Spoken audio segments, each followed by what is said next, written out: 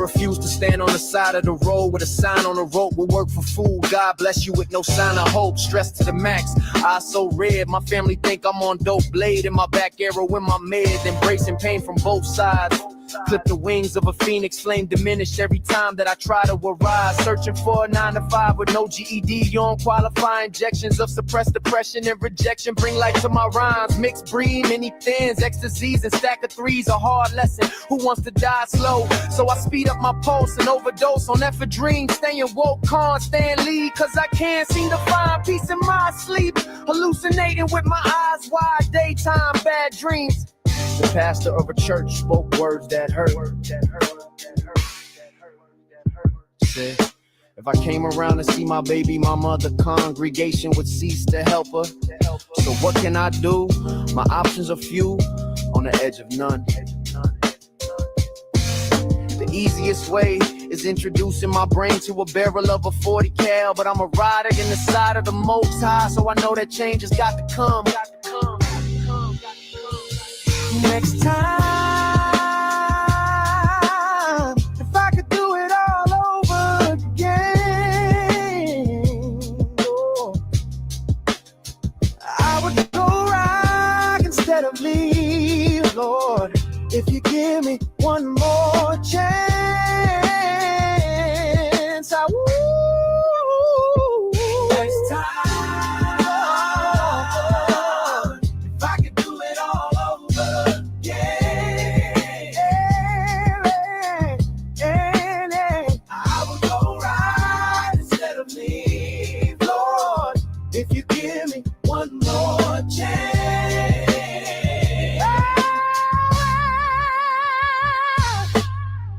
Time loser and a two-time father, living life that's tragic. My current job gives me two options, the pen or the casket, but that's a risk I gotta take for my baby's sake. Only got $3 in the gas tank and a quarter oil, a Quaker steak.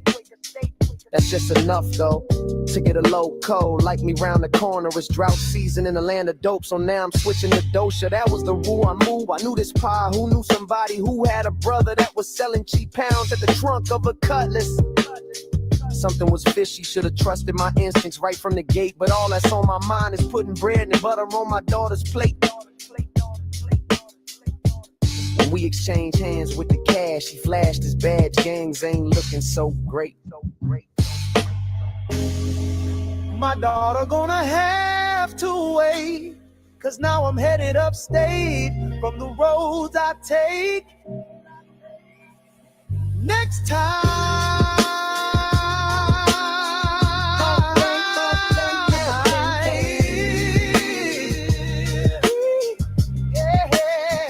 I would go right instead of leave. Lord, if you give me one more chance. Chance next time, I'll do it all over again. Whoa, I would go right instead of leave, Lord, if you give me one more chance.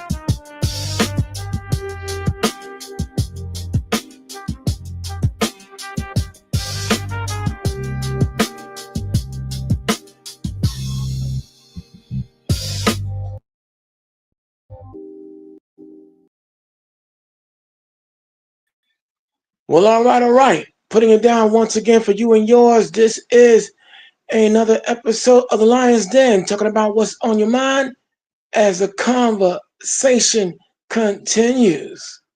And we're your host, the Seventh Answer, Lady Karima, along with our brother Dark Storm. And you're listening to original music, The Roads I Take, by Isaiah Yasha Allah and produced by the Seventh Answer, Lady Karima. Yo, as you can see, there's a lot of talent going on in this one dynamic woman, huh? And as always, we give an honor to the Lord in Christ, from whom all positive thoughts flow. And we want to thank you all out there in Lions Den land for allowing us to come into your mind, soul, and cipher as we, how you say, and vibe, click, and politic about all things spiritual, intellectual, emotional, social, political, economic, and militaristic. And we hope that we always are, we're always on your minds, and you look forward to our presentations. As you know, we're not going to deprive you. And as always, you know the formula that makes this well-oiled machine work. Like I said, everything is always spiritual. We come with the 7 eyes. And the 7 eyes is always a what? We got intelligence. We have the influence. We have integrity, the inspiration, independence, insight, and information, which does what? Give you the factor of the facts. That's frequently accurate, correct truths that we always going to bring to you. And when you roll with the lion and lionesses, you're rolling with the pride, because we're always permanently ready in destroying evil, starting with our own, as we walk as diamonds with a flaw, but chip away the flaw, and you want it with perfection anyway. And we're one of the many factions of the anti-cone movement. And you know what a cone is? A complete, obvious, obedient, yes, a boss nigga. And we're also rebels. And that is, we are righteous, enlightened, beautiful ones, exalting life-giving scriptures is what rebels do. All day, every day, unapologetically. And also here on the Lion's Den, we ask you, aren't you tired of being lied to? Well, if you are, you're in the right place at the right time, on the right frequency, as you are tuned into the Truthality social media experiment known as the Lion's Den. And please understand, we also come with the biblical formula. The book of Isaiah, the 41st chapter, verses 21 through 24, which always instructs us to do what? Bring forth our strong evidence while we produce our cause. And also, 1 Thessalonians, the 5th chapter, at verse 21, we must be ready, willing, and able to prove all things at all times. And also, the Lion's Den is also the home of point counterpoint, which is another way of saying debate. Sometimes we may not see eye to eye, and we may have a little joust here and there, but it's all in love. It keeps everyone honest. It keeps everyone, on their P's and Q's. And it's each one, teach one, reach one. And like I said, it's always done in love. Now, the Seventh Answer and myself, we understand that some of you out there, you may have a severe allergic reaction to the truthality that we bring here. You may not find the facts that we bring kosher. Well, we always want to extend to you our deepest sympathies and empathies, if that is describing you, because we're not going to compromise it for nobody. So you're more than welcome to leave, scram, skedaddle, get on any action, and from verb and description, adjective that describes you can move, motivate, and relocate. Do that right now. And my Negro and my Negress, let me assure you, you will not be missed. All right? We only want those who like to be told the truth here. If you like being lied to, you like fluffy, you want the latest celebrity gossip and meaningless conversation, that's not going to be found here. And so, last but not least, when you come into the Lion's Den as I Am Manna, set forth this very beautiful and poignant house rule. Wipe your feet. Mind your manners. Conduct yourself in an orderly manner and enjoy yourself. Because if you get out of line at any given time, whether it be in the comment section or if you should want to venture here on the panel and talk, have discussions, you get out of line, you will be kicked up out of here by the seventh answer, and there'll be nothing that I could say or do about it except go, aha, because you was told. And believe me, the lioness goes harder than the lion in the area of keeping order. So now, with all these factors and parameters and rules set forth are now out the way, the seventh answer is now clearing us on runway number 2. And as we take off, as we gain altitude, our in-flight conversations for this evening it's gonna vary. But starting off, we're gonna, Sarah's oil.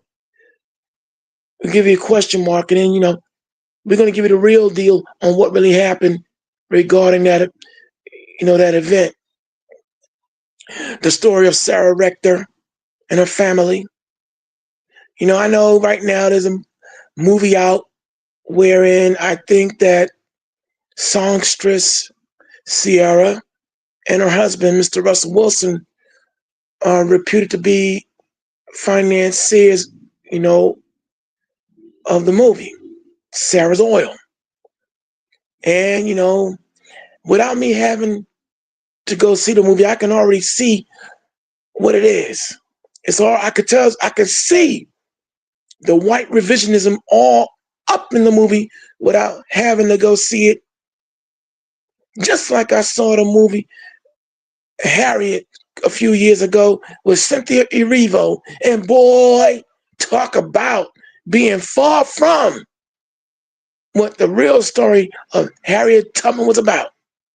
I can see that Sarah Oil is going to be a white revisionist. Yeah, there's some racism here and there, but Sarah Rector and her family, they acquired tons of money and lived happily ever after. I'm taking a serious gamble. That's probably what the movie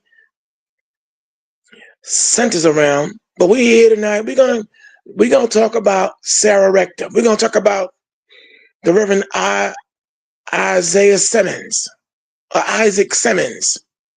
We're gonna talk about a host of other Black folk, rich, who came up in this nation doing good for themselves, and what really happened behind the scenes. So, we hope that you are ready to be able to deal with these realities, because I know some of our people still like these little feel-good revisionist movies that white people tend to, be the chief financiers, all right, and want to give you that bedazzled, happy, joy on what really happened. And this story took place in Oklahoma. You know, the same Oklahoma that Black Wall Street got bombed, remember? Don't forget that. So anyway, like I said, what we're going to do, we're going to talk about a lot of the history that white America is doing their damnness to erase. Listen, as always, I want to still put this disclaimer out. This isn't about ganging up and piling on anyone who's Caucasian or so-called white. This is not a racial tinge show, but what this is about, giving you the real deal on what transpired in a lot of these events that Hollywood would have you think it was all peaches and gravy, and peaches and gravy? Am I saying that right? Well, peaches and gravy, whatever. whatever, however that saying go. The peaches and cream, there it is. Because peaches and gravy don't even go together. But my point is, they always trying to gloss it up. And they're always trying to gloss everything up. But here on the Lions Den, we're going to tear all that apart and give you the real deal.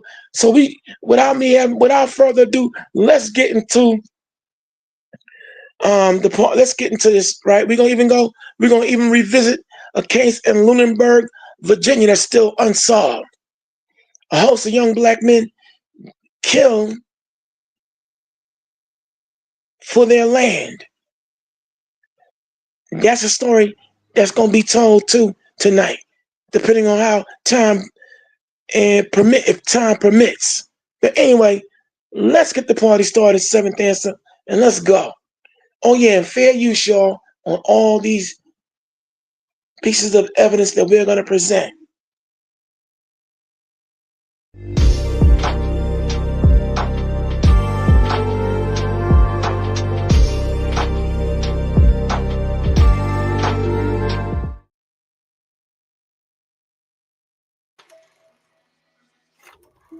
Oklahoma, 1911.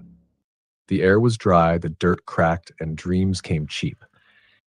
In the wake of the land runs, hundreds of black families, freedmen who had once been enslaved by the Muskogee Nation, were granted land as part of a government deal that was supposed to mean freedom. But most of that land was a lie: swamps, sand, barren scrub, worthless patches given to keep them quiet, far from opportunity. Sarah Rector was born into that world. A skinny, curious girl from Taft, Oklahoma, she had no reason to believe her life would be any different. Her family lived in a small wooden home on land that barely grew corn. Her father, Joe, farmed what he could. Her mother, Rosa, held the family together with sheer endurance. They weren't poor by choice, they were poor by design. The government called it allotment. People in town called it survival. Each freedman family received land under the Creek Nation Treaty, but the best soil had already been taken. The Rector family's 160 acres sat near Glenpool, an area everyone said was cursed for crops. The taxes alone almost crushed them. Joe considered selling, but few would even look at the land. So he leased it, almost as a joke, to the Standard Oil Company for a few dollars a year. Nobody expected anything. Then in 1913, the impossible happened. Workers struck oil. Not a slow seep, not a trickle. An explosion of black crude burst from the ground, roaring like thunder. The derricks shot skyward, and within hours, the worthless patch of earth became one of the richest oil wells in the county. Newspapers claimed the well pumped more than 2,500 barrels a day, worth over $300 a day at the time, an unthinkable fortune. And it belonged to 10-year-old Sarah Rector, to whom the land was legally allotted by the government, not her father. Overnight, the child became a headline. Oil made Pickaninny rich, screamed one newspaper, mixing wonder with venom. Others called her the richest colored girl in the world. Men who had never spoken to her father now came knocking. Lawyers offered to help manage her money. Politicians demanded oversight. Bankers appeared with smiles too wide to trust. The Rector family didn't even understand the scale of what had happened. They had no accountants, no education in finance, no idea how to protect what was suddenly theirs. Yet every white businessman in Oklahoma seemed to understand it perfectly. They wanted in. As the oil checks rolled in, whispers began. Some claimed the land was too valuable for a black child to own. Others said she must have white guardians to protect her interests.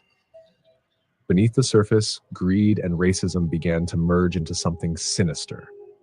The family tried to stay quiet. Joe hired a lawyer to help with taxes. Rosa prayed for peace, but it was too late. The government noticed, and so did the press.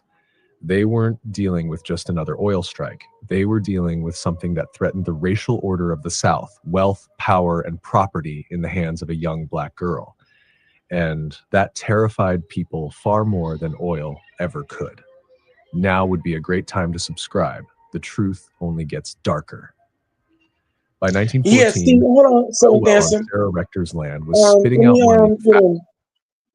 and we're gonna chime in. See, we want you to get the real deal on what transpired. See, as a narrator is giving you the breakdown. See, this is when the gangsters and the scumbags all started trying to horn in, talking about the government allotted the land to it, not her father.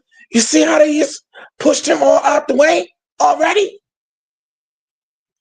See, this is why this is why I'm gonna go in.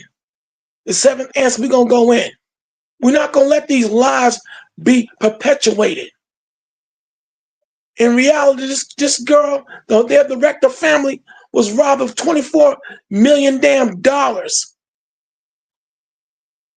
In reality, they had some white guardian placed over her and her estate and took her from her family. But you know what? I don't want to get too ahead of myself. But I'm just saying, man, I'm sick of all these revisionist movies and stories. And this is why, like Malcolm X said, don't let someone else tell you about you, nor tell your story. And also, I picked up, you heard how in the beginning of the narration, they were enslaved by the Muskogee. You see how they try to slip that in? Oh, no, it wasn't no white. It was Indians. Okay, let's say, if you believe the 12-tribe chart, I know some of you don't, but I'm just going to put it in GAD. It was North American and Seminole Indians owning them. But yet, white businessmen and bankers and gangsters came a knocking after the fact. So you know that's a lie. Let's keep the energy going, seventh answer. Faster than anyone could count it. Newspapers compared her to Rockefeller himself. The richest Negro girl in America, they called her, mocking and marveling at the same time. She was just 10 years old, a child. But in the eyes of Oklahoma's white elite, she was something else entirely, a problem. Her monthly income skyrocketed past $300, then $700, then more. In today's money, that was enough to buy a mansion every few months. Imagine bringing your side project to life.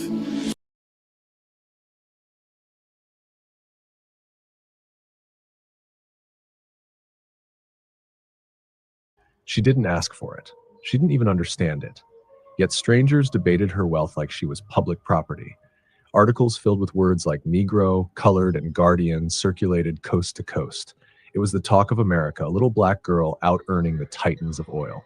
And it didn't take long for the wolves to close in.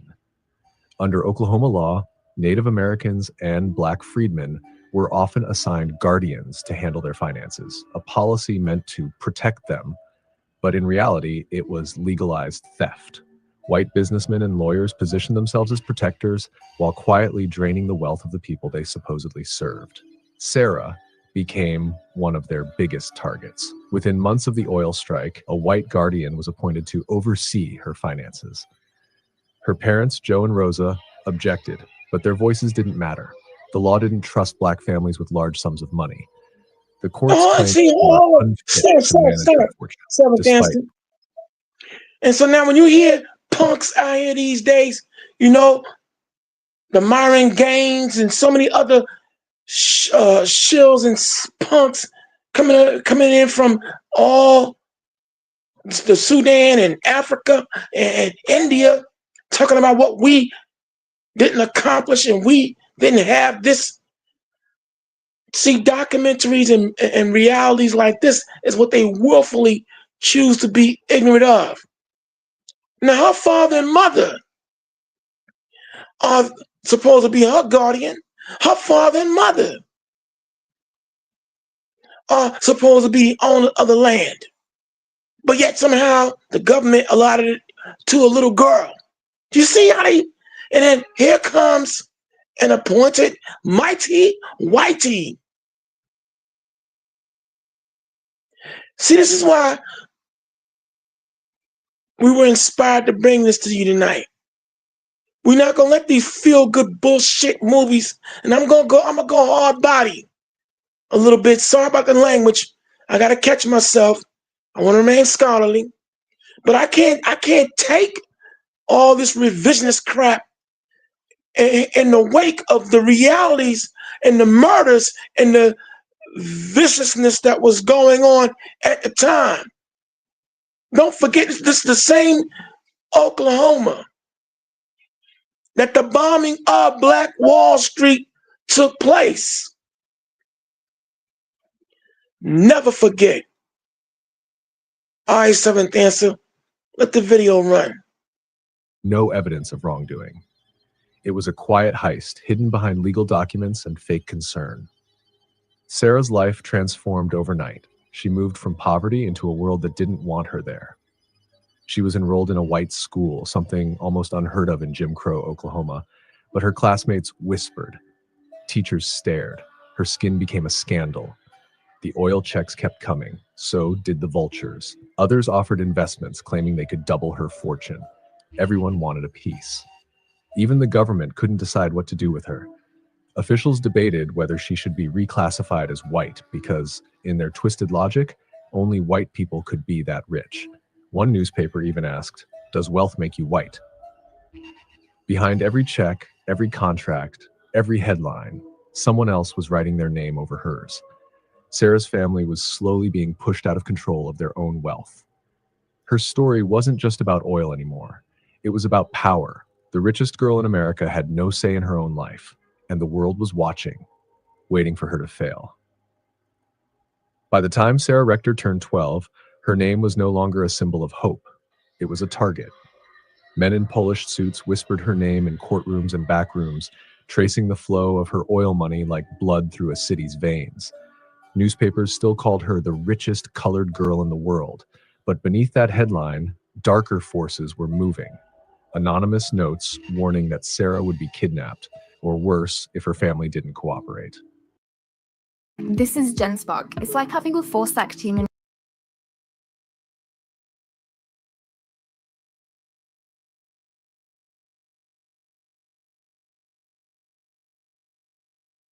incompetent. Local officials pressured her parents to sign over property rights. Banks stalled transactions until white co-signers were added. In some cases, these guardians skimmed off profits before the Rector family ever saw a cent. But Sarah's parents weren't the kind to bow quietly. Joe and Rosa Rector fought back with whatever tools they had. They reached out to newspapers, to activists, to churches that still believed in fairness. Slowly, word spread beyond Oklahoma. Black-owned publications like the Chicago Defender and the Kansas City Star started running stories about Sarah's guardianship nightmare, exposing the rot behind the polite legal system. And that exposure made some people nervous. Local white officials accused the Rectors of being ungrateful. They threatened court action. There were rumors of mysterious visitors seen outside the family's house at night. Rosa began keeping a shotgun by the door. Amid the chaos, Sarah's mailbox filled with even more letters, not from kidnappers, but from suitors. Dozens of marriage proposals poured in from across the country, some from white men twice her age. They promised her safety, a new life, a way out of Oklahoma's racial nightmare. To most of them, Sarah wasn't a girl, she was an investment. As pressure mounted, her family made a decision to get out, to leave Oklahoma before the courts stripped them of everything. They packed their lives into wagons and moved north toward a place they hoped would offer freedom, or at least distance from those who wanted to own them. In the city, the Rectors were no longer surrounded by oil fields, but by people who understood survival. Black entrepreneurs, educators, and leaders welcomed them. Yet even there, the spotlight didn't fade. Sarah was still a headline, still a curiosity, still a millionaire child in a world that didn't know how to treat her. Her father, Joe, handled the transition like a general under siege. He guarded her wealth fiercely, hiring lawyers who couldn't be bought. Rosa focused on keeping Sarah grounded, reminding her that money wasn't power, control was. In Kansas City, Sarah Rector finally found quiet. The headlines faded. The vultures lost interest. The world that once obsessed over her wealth turned to new distractions, new scandals. She was still rich, richer than most would ever dream, but she carried the weight of every battle fought to keep it. She bought a grand home on 12th Street, known as Rector Mansion. Its walls were lined with art, its halls filled with laughter from her children. To the outside world, she had become the picture of success, a woman who rose from Oklahoma's dust to wealth and stability. But behind closed doors, Sarah guarded her privacy with the same fierce resolve that once protected her land. The oil continued to flow, barrels at a time, long after she'd stopped caring about the numbers. She used her wealth quietly, funding schools, helping struggling families, donating to community causes.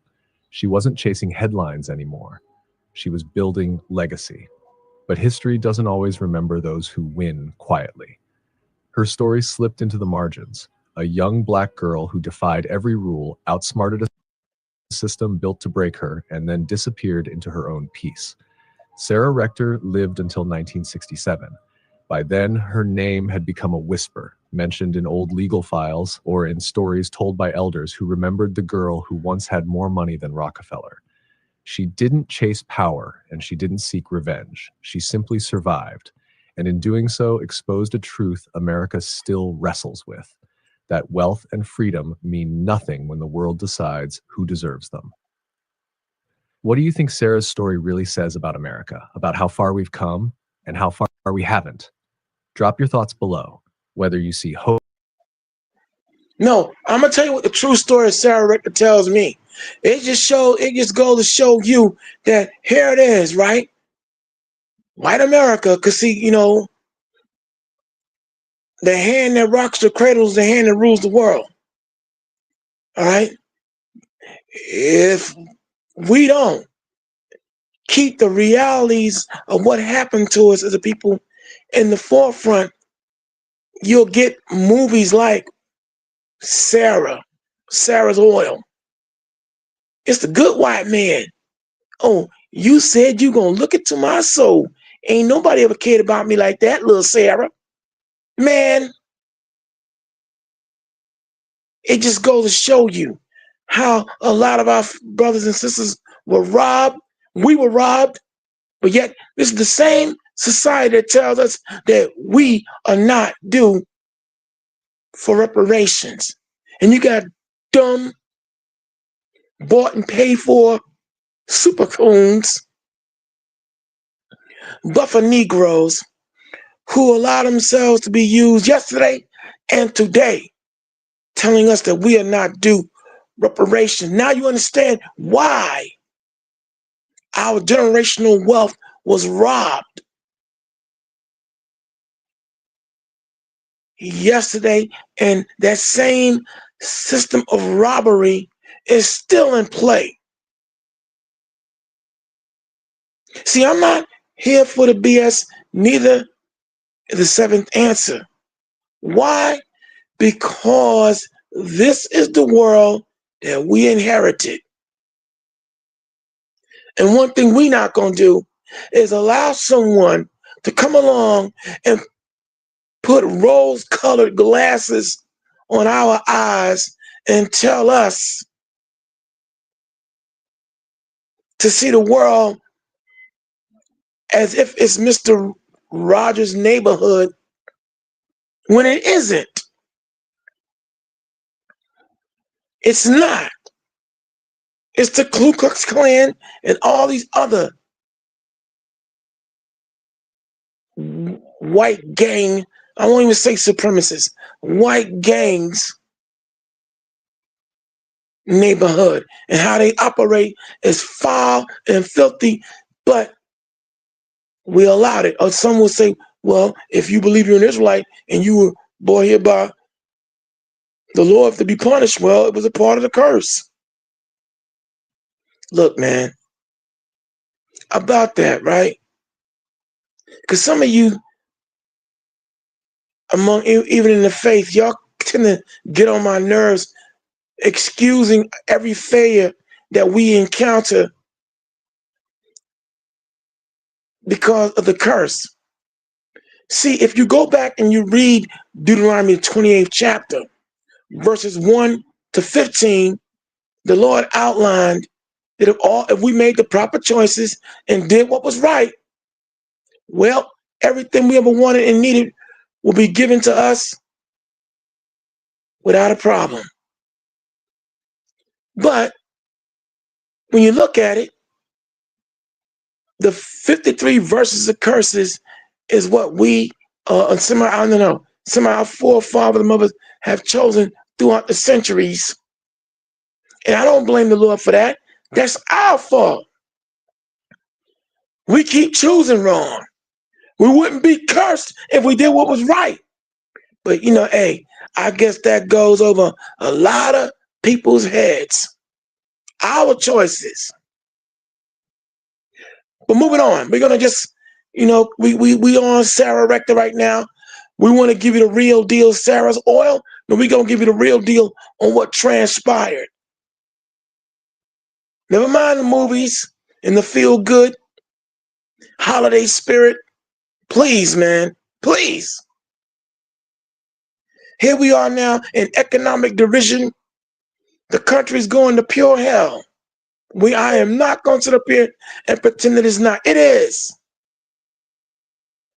Yet I still hear silly Negroes want to still get out here and celebrate some damn Thanksgiving. Bro, man. Okay, I'm going to take a deep breath. I'm digressing. Let me stay on topic. So we're going to continue on. Sarah, we're talking about Sarah Rector right now.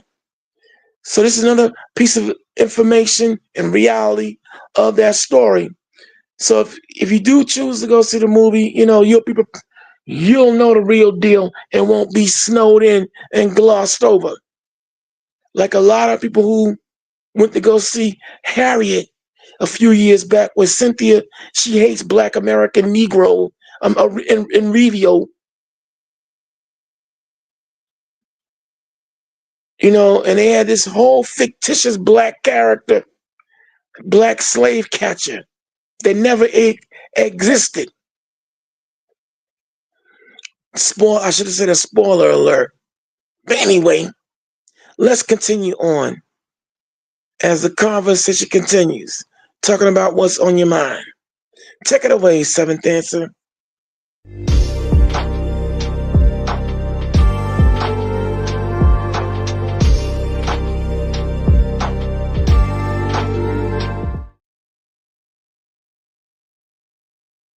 (1913) Oil gushed from worthless dirt forced on Sarah Rector, an 11-year-old Greek freedman's daughter. Overnight, she was earning over $11,000 a month, equal to $360,000 today. America panicked. Oklahoma voided her deed. Kansas appointed banker T.J. Porter as her guardian. He in turn stole $24.8 million. Fact 1. The worthless land trap, 1907. See that, y'all? I'm sorry, Seventh Answer. My blood is boiling. But you see that, y'all? You see what I'm talking about? Here come Mighty Whitey. And now for my white listeners out there, look, you can't feel some kind of way about when I say that. You can't feel some kind of way about that. What's he doing being appointed her guardian?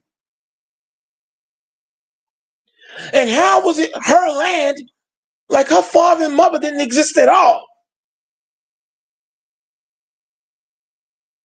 That what leaves me flabbergasted. Like her father, oh, okay, move out the way, boy. Move out the way, gal. We're gonna put it all on your daughter. Man. And then here come some white dude, and I'm gonna say it that way, appointed as her guardian. What if he didn't give birth to her? He wasn't raising her. And like a $24 million of her money, he absconded with. Absconded, a fancy way of saying he stole. Go ahead, seventh answer. Run the video. These fertile Oklahoma plots. Sarah's 160 acres were valued at $556, equal to $17,300 today. That was until 1911 oil strikes produced over 2,500 barrels per day, generating over $11,000 a month, equaling hundreds of thousands of dollars today. Fact 2. The Guardian theft scheme 1913 to 1920. Guardian T.J. Porter stole $24.8 million at today's value over 7 years. $7.44 million were charged in fake fees. He was charging 25% of her income. $17.36 million were diverted in royalties. He built himself a mansion while her family lived in a $400 a month shack. Fact 3. The White Reclassification Plot, 1913. The Kansas City Star petitioned to declare her white to seize control of her fortune. The headline, "Oil makes Pickney rich, must be saved from her own race." White women's clubs endorsed this moral rescue. Fact 4. The Bois Counterstrike, 1914.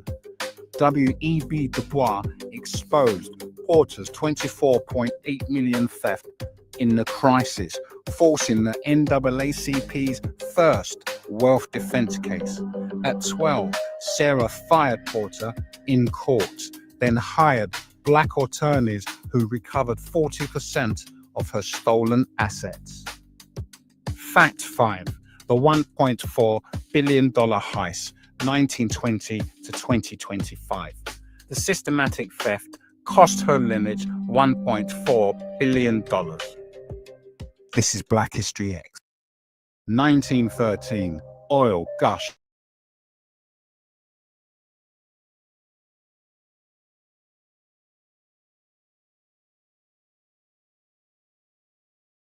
Yeah, we're back. See?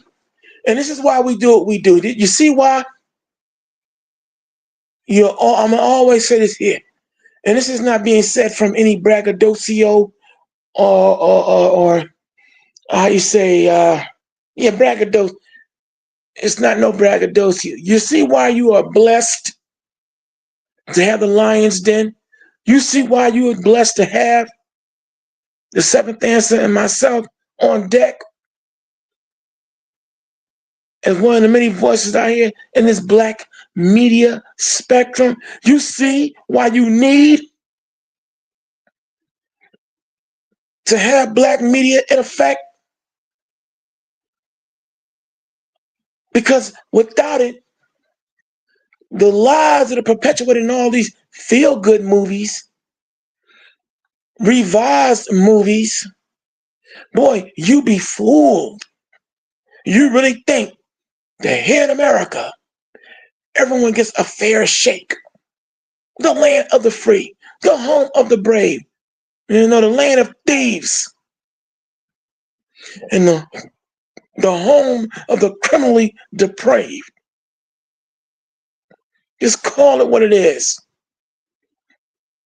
And I'm a little, you hear edge in my voice because what is done to one is done to me.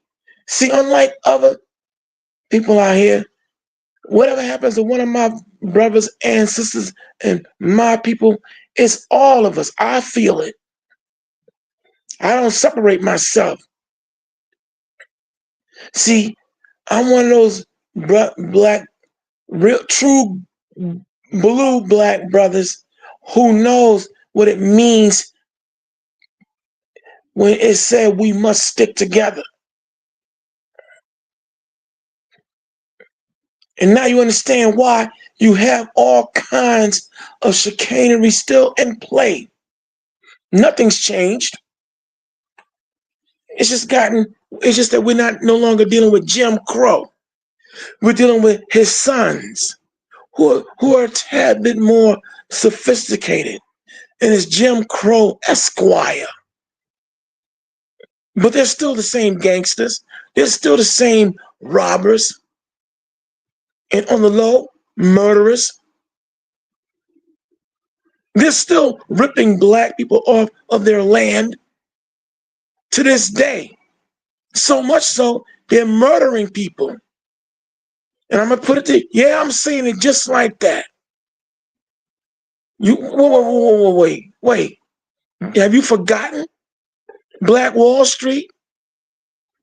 Huh? Have you forgotten all the other black millionaires who met with some very gruesome and questionable deaths in their land, their wealth, and everything else that should have been going to their heirs, their children, somehow wound up going back to the state, the government? And don't forget that the United States government was sanctioning many of these attacks on our people when we were coming up and doing our own thing. See, we did pull ourselves up by our proverbial bootstraps, and we were doing just fine. But here comes the jealousy, white jealousy. Here comes see what we didn't, you know what we didn't have? There was one thing that we didn't have while we were acquiring wealth and doing business. We didn't have a military. See, you have to understand that in all areas of business, you always have to have at your disposal a military. And if it's not a military in the area of Army, Air Force, Marines, it could be lawyers from every divide within the legal field of business. And you have to have them on standby, at the ready, and prepared. But when it comes down to having an Army, Air Force, Marine to deal with straight out gangsterism, we didn't have that. And that's why these thugs could come in, deputized by the state, deputized by way of the government, to come in and plunder, bomb, flood, burn, lynch, shoot, kill. And it's still happening to this day. As we progress, as we proceed, now we're gonna take you over to the case of the Reverend Isaac Simmons. Okay. And this is based out of Mississippi. All right, we're gonna give you some examples of how this government was getting down then and how they're getting down now. As we're gonna revisit an incident in Lunenburg, Virginia, where you had, to this day, 6 or more young black men whose parents, whose elders owned significant amounts of land, and they all wound up dead, one right after the other in some instances. And what is the significance of that, you may ask? Am I mentioning it? And I answer if you kill off the young people rather than the old, who are the fathers and mothers going to leave the property and the oil or whatever else they got going on? Who are they going to leave it to now? Sure, there could be other, but if you kill off the direct line, the children, direct line, sons, daughters, then who do you leave it to? See, that's how devious this society is. See, now you understand why throughout the years you have other nations who were financed, given money to come into our, I won't say communities because we don't own it, but in the areas we occupy, because understand, there is no black community. And the reason I say that is because we don't own anything. See, a community of people is when you own the businesses, you own the mercantile, the textile, construction, and everything else that makes a community click. But when you are merely in a particular area, but you have people who are not your race, who are not your people, owning everything, all you are is an occupier.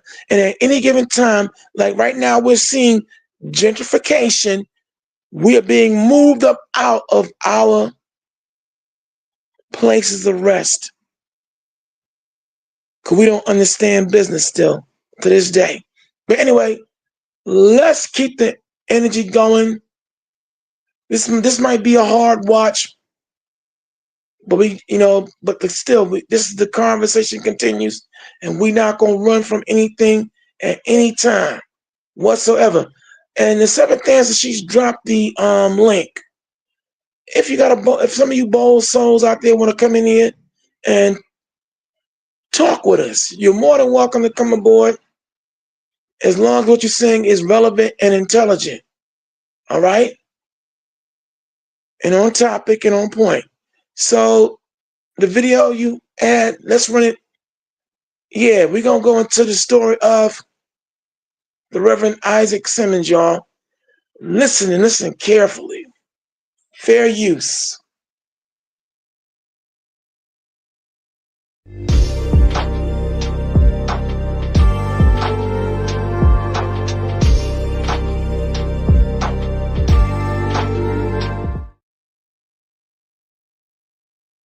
Mississippi.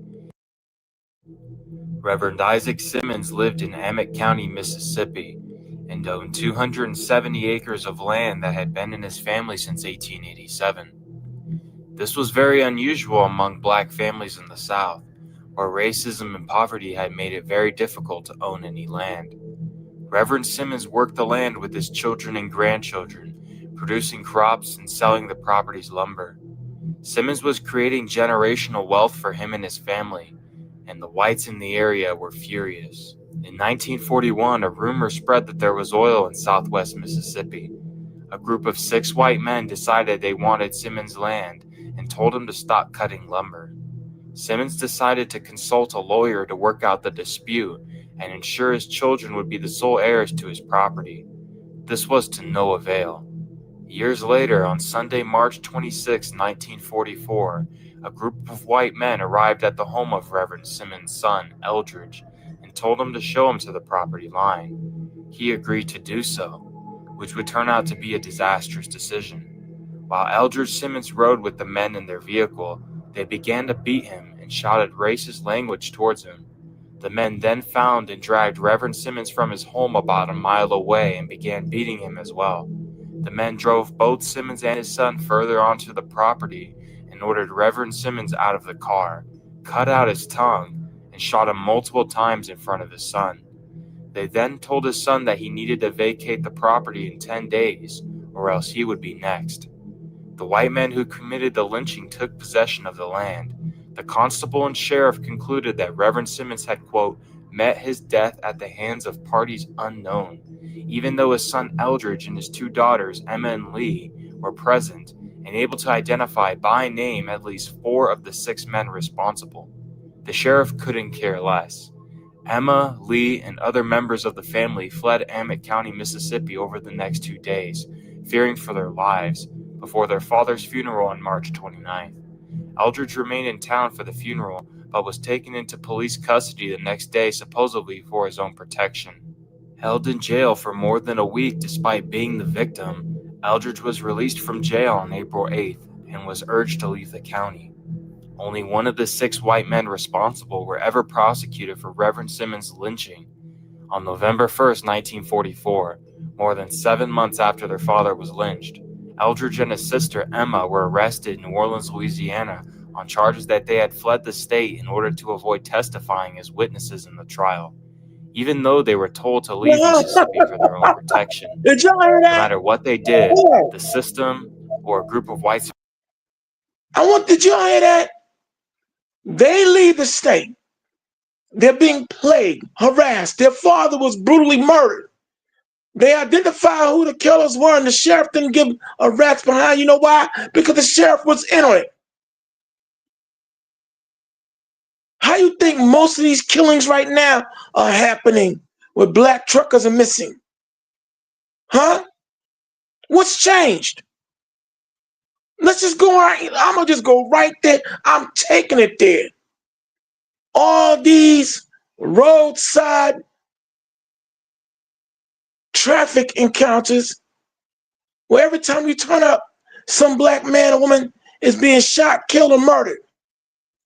Who you think is doing the overall majority of those killings? Oh yeah, criminals disguised as law enforcement. You done seen our presentations on that issue, and we're not talking in a vacuum.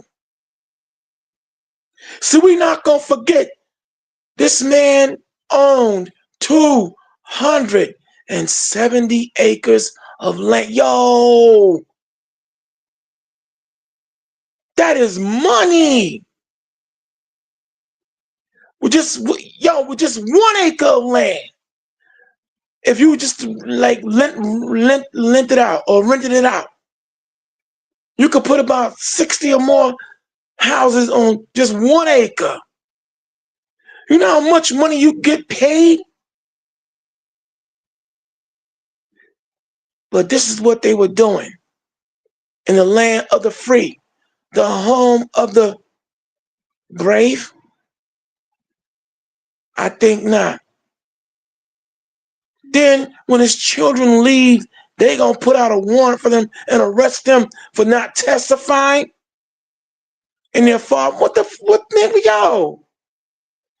We told you who killed our father, but okay, we're gonna arrest you for not testifying at the trial. You left the state. Man. Anyway, run the video, Seventh Answer. Supremacists were going to bring them down. During the trial on November 11th, 1944, Eldridge, Emma, and Lee all refused to name the perpetrators in the testimony because they feared for their own lives in the event of a conviction. The one white man was ultimately acquitted by an all-white jury because of, quote, lack of evidence. The land was never given back to Reverend Simmons' family, nor were any of the 6 men convicted for their crimes. Sadly, nowadays this story has been nearly entirely forgotten. This is what Google shows you when you search Reverend Simmons. Hopefully this video educated you about this tragic story. So those white men and their descendants own all that stolen land. And those people who now know the truth and been knowing it.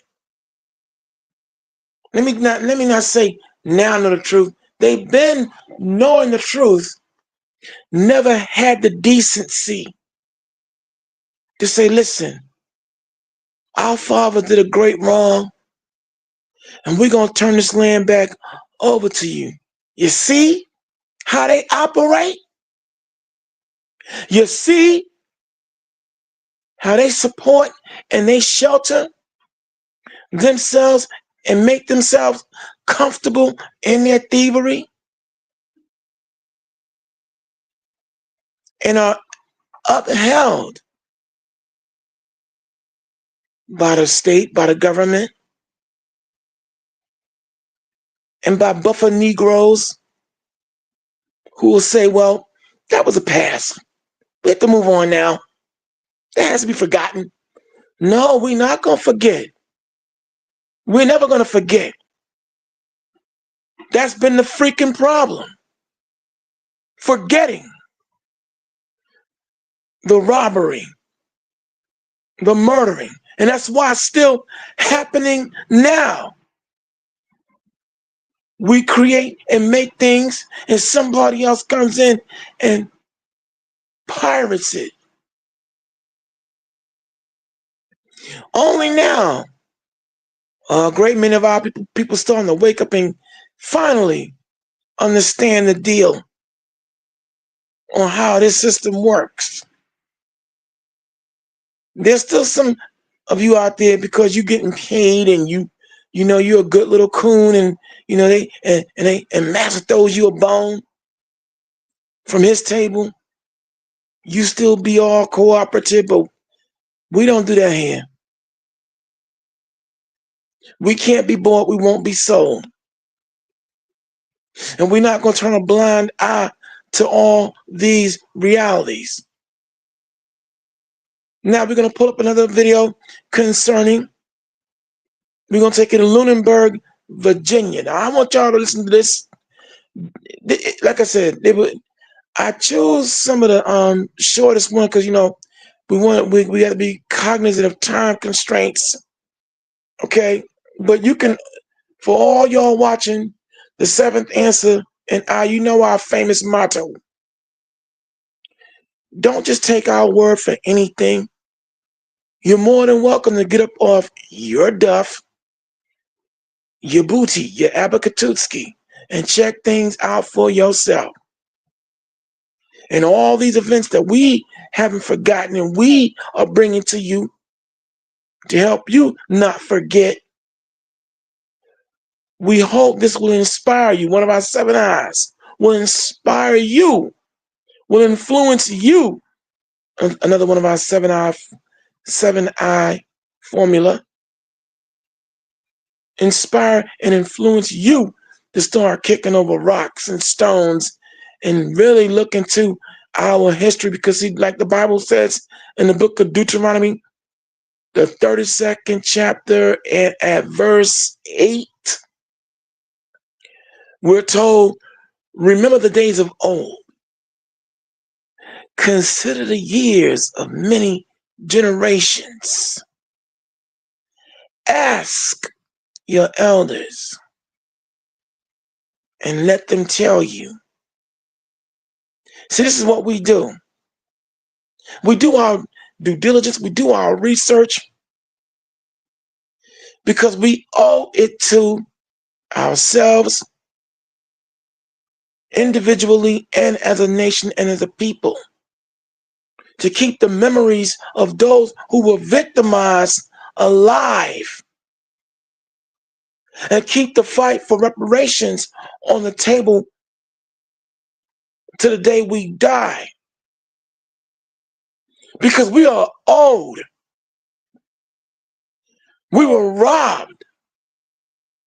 And like I said, what happens to one happens to all. Because let's not forget, when the slave trade transpired, we were brought here collectively, not individually, collectively, not as descendants of slaves. I hate that too, that particular descriptive. We were not brought here as descendants of slaves. We were brought here And we are the descendants of victims of kidnapping. See? Kidnapping, human trafficking, and the crime of kidnapping.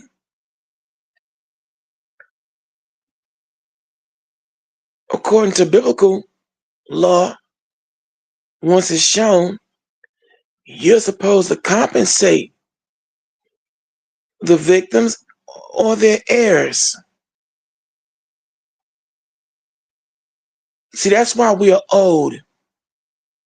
See, we were shanghaied, another word for kidnapped. So we are the descendants of victims of kidnapping, not slaves. The slavery was just a consequence of the kidnapping. Once some of us were brought here by way of slave ship, and there were already many of our forefathers and mothers who some through whatever means and whatever ships that they use to migrate here already. So as we continue on, as the conversation continues so far, we've given you the story of Sarah Rector. We've given you the story of the Reverend Isaac Simmons. Now we're going to go into the what I call the Lunenburg, Virginia incident. This took place in and around 2022, about 3 years ago. Didn't make major headlines, but it was a case that I followed then, and I'm still following it now. And it goes unsolved. But you know what I'm going to say?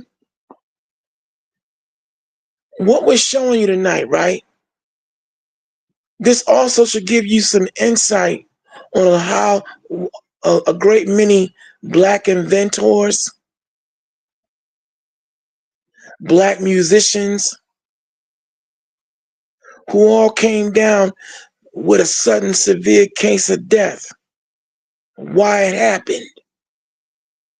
Now you understand this gangster mentality and robbing of our people, so much so with the implementation and usage of murder was put into effect because they can't take no losses. Is why you see we are so disenfranchised to this day. Sure, you have some Black business owners and proprietors, but what good is a few when the overall majority of us are still scraping that proverbial bottom of the barrel? We want you to think, and for all of our Gentile listeners out here, of other nations and whatnot. What's the title of the video? Oh yeah. It should be, look for Lunenburg, Virginia, and you'll see where the caption have you'll see 6 young men who were killed. But if it's not in the registry, if you can go out and just type it in and just bring us back, because I know I sent it, but maybe it may have been flushed out. I don't know. But the Lunenburg, Virginia incident. Okay, here we go. This is gonna be a little bit of a tough watch, y'all. But we're gonna take you through this and everything else. But I want you to understand how deep and how dirty there are certain forces in this country still playing, that they're wiping out the younger generation so that way there won't be nobody left to inherit the lands. Fair use. Buckle up as we take this ride as the conversation continues. Let's go to work, Seventh Answer.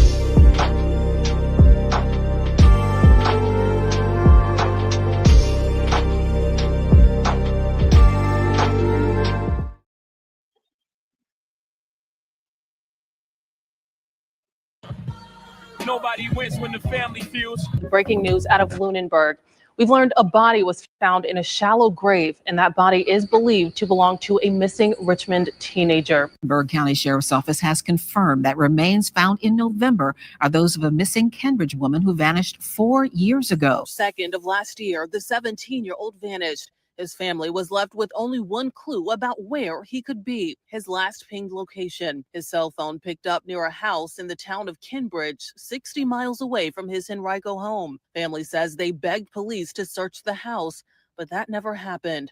And it was 1 week after his disappearance when Sion's body was found. The medical examiner said he'd been shot, dismembered, covered in lye, then put into a shallow grave in Lunenburg County. But it didn't have service. But it was my oldest son's old iPhone. And he did find my iPhone, and the phone pinged where it pinged to. I went there. Nobody saw him, and then I started to receive messages stating that it was a tier 3 sex offender that lived at the home. So it was it's really awkward. So when I went there. Too quiet? Turn your sound from 100% to 600% with Power Sound. They told me that he wouldn't have a reason to be down there. They don't know him. Police came up then and told them they had to leave the property. It was about 6 days after we assembled in Lunenburg with a search party, which was actually election day. We began to walk down to the Poorhouse Road location. In the midst of us walking, we were stopped by an officer that was driving a Dodge Charger, a gray one, and he introduced himself as Officer Barnes. And I asked him, he asked me, did I need any help? I said, well, you can help us look for Sion. So he told me that to come closer to his vehicle. And he said, I've been looking for Sion all day. Come closer, come take a look. When I approached the car, I seen like brush and dirt and maybe some leaves on his lap. And he kind of gave it a little brush like, yeah, I've been looking for him. So me looking at him like, well, we're walking and we don't look like that. So how do you get brush and leaves and dirt on your lap in a car? Actually, okay. Let me give a little background. Now, this is the case. This is one of the many cases you took. That was the family of young Sion Carroll. All right. Now, there's been a lot of speculation about that so-called sheriff. Okay, the fact that he gestured for her to come over to his vehicle. And he talking about he been looking for Sion and so on and so forth. And yeah, he has all this brush on him. A lot of that, I took that as mockery. I've always suspected that bastard had something to do with that murder. But as this video, I want to give you more backdrop. All the victims in these cases, the common denominator that they all had, they came from families who had, or their fathers or their uncles or whatever, had ties to owning huge amounts of land in that area. That was the one common denominator and takeaway that I noticed about this particular incident. Okay, in case this documentary and presentation leaves that out, I want to put that in your ear, and you're more than welcome to go and check this case out. As it remains unsolved, which makes no sense to me, and the fact that the FBI never got involved. Or if they did get involved, they didn't stay long. It's troubling. Let the video run, Seventh Answer.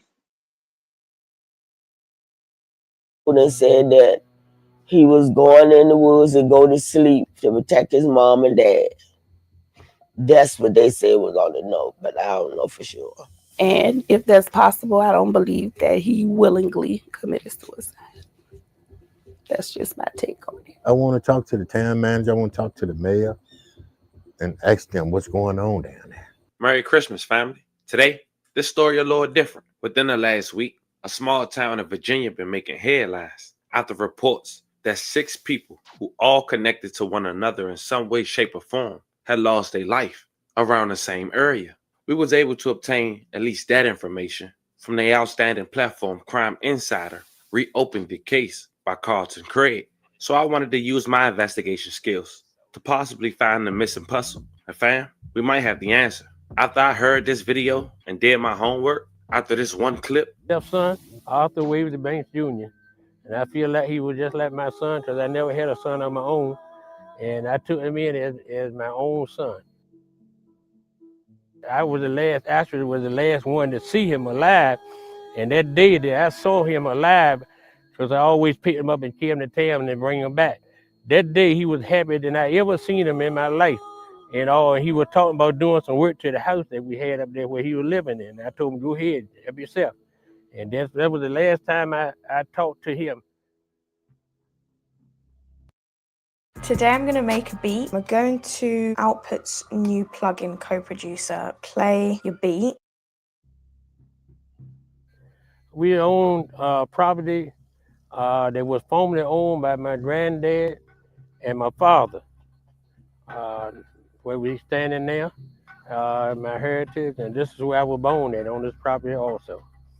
So we down the road from Seaway. The whole farm is like 80-some acres all together. I named this road over here, Sea. When they named the road, I told them I wanted to name it Sea. Because there's been a lot going on since we left from over here. It started here, and then up there. So we don't actually know, what all going on, and nobody's saying nothing. Some of you might already know where I'm going with this, family. Can you imagine owning 80 acres in 2024 that was passed down on you in a rural area, isolated, in a small town where we'll later elaborate on that once the Klux Klan was heavily associated in? Now, the gentleman you just heard from was Richard Seaway. He owns this property, over 80 acres, once a farmland that was passed on from his great-great-grandfather to his son, to his son, to his son, to Mr. Richard. His stepson was one of the 6 men who was connected and lost their life after questionable circumstances and still remain unsolved to this day. He was hanging from a tree. They ruled it a suicide. 2 years later, a person who's a family member gets found disassembled on the land. Also, the best friend allegedly takes his life on the land because authorities tell the family he wrote a note that he didn't want his mother or father to lose their life, so he took his. Spoke with Brandon, I think, maybe 2 or 3 times. And okay, stop in seventh answer. And his... Now, do y'all hear that? The narrator, he did his job. I gotta give him his due. Due to budgetary constraints, a fancy way of saying I'm broke. I'm broke. I'm frustrated that I can't be able to go boots on the ground and do my own thorough uncovering, because it takes money to really get out there hands on and investigate. This is ridiculous, man. And see, 88 acres of land. All these dudes, here it is. He's found hanged. It's a suicide. Then his peoples is found dismembered.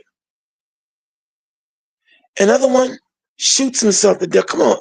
Yo. But who is known for that kind of modus operandi? So what? The person that was found dismembered, he killed himself and then he cut his own head off and removed his own spine, like the Predator movies? Okay, run the video, seventh answer. That's my only frustration, not being able to have the monies at my disposal to be able to do my own investigations. Go to work, seventh answer. Body language was just really off to me. So I knew that he had known something. And it was almost pretty much like he really wanted to tell me, but he didn't, and he didn't know how. Brandon carried me and my friend and a friend of ours down to a cowboy house. I told Brandon to tell Cowboy to come. I want to talk to him. He called Cowboy and said some people want to talk to you. And he came. And I got out and I walked around and I looked. I seen some down there were burning. They had been burning trash or something. He came out, went and I opened the hood, the thing on the back of the truck and looking at it and seen the garden tools, all the garden tools. And Junior says he doesn't think it's a coincidence that after he spoke to Cowboy, Cowboy was shot. And according to court documents we obtained, we found out that Cowboy was ambushed in a trailer he was staying in on Busy Lane. Did Brandon help you guys search, or what was his involvement? No, he wanted to help search. But when he seen all of us up there that Saturday, we was getting ready to go do the search before they called tip to the office, to the police office. He said he got scared, he got paranoid, he didn't want to come up there to help. They said too many guys was up there. It's been reported that one day after Sion's body was found, Brandon killed himself. Hollywood is a place.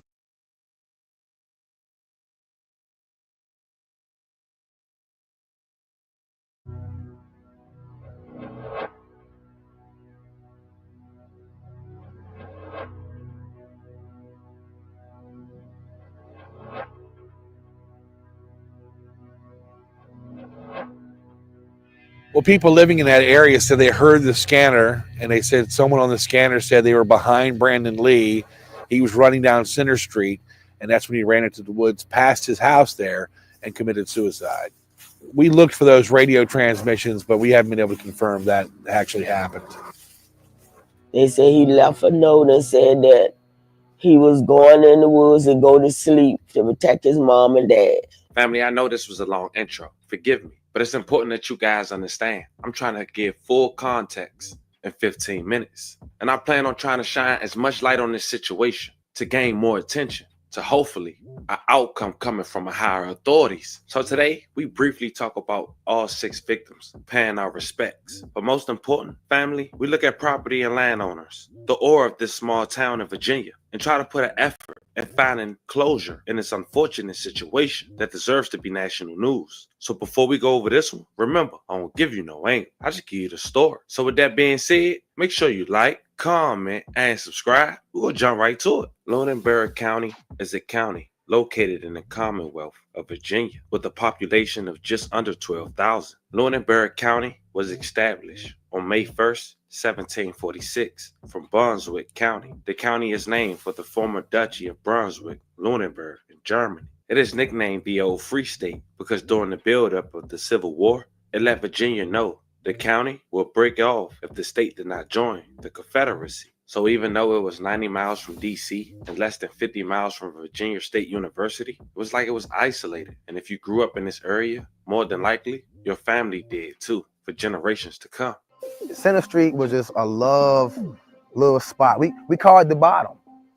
We came from the bottom, then we at the top. It's just like, it was just so calm and cool down there. Like growing up as a kid, my mom's house right here, my cousin house, my other cousin house, aunt house, great aunt, uncle, whatever we were doing as kids. It won't never like dangerous or we had to look over our shoulder or scare anything. Like, it was just so like, it was a good community. I just feel like it's a ghost town. It's like it's quiet. For my brother, for my cousin Brandon, cousin Tone, my aunt Pat, I just feel like ain't gonna be the same down there no more.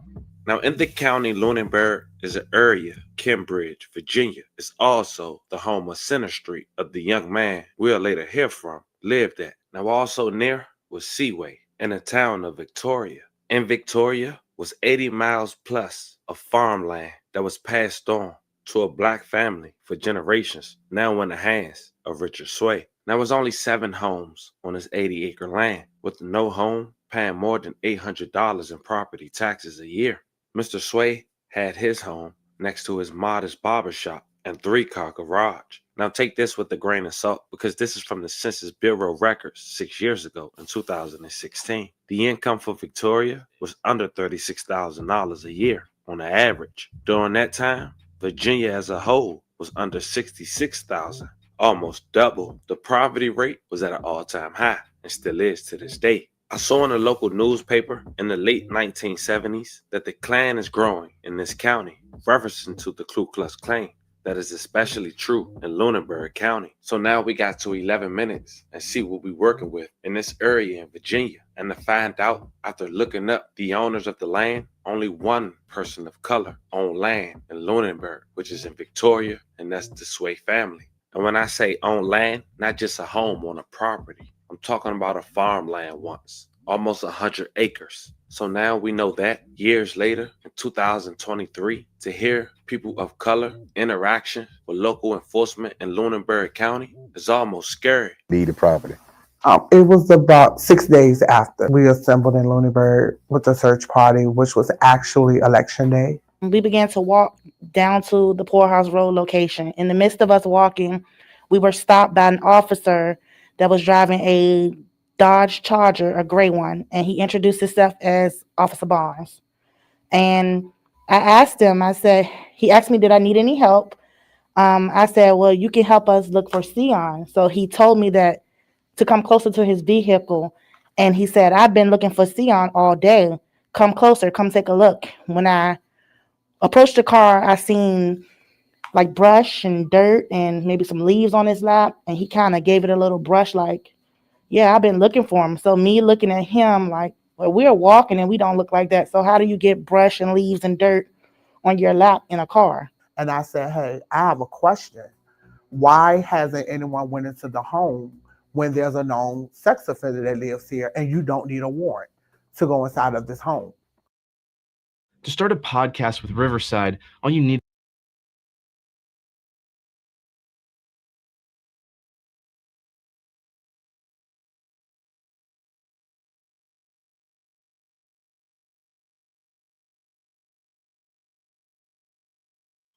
Yeah, sorry about the commercials, you all. I can't that can't be helped as these guys, I think they're monetized. But as you're listening to the story, like I said, it all, like the seventh answer said in one of our previous conversations, is all follow the money. It's all in the money. And like I said, for that sheriff to roll up on them, asking can he help, then he tells her to come close and shows he has all kind of brush and leaves and everything else on his person. Talking about he been looking for Sion Carroll. That was just, as far as I'm concerned, he was taunting her, but she didn't pick up on it.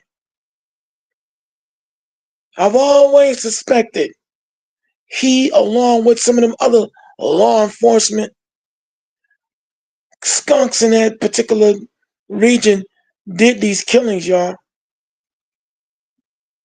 I can't prove anything.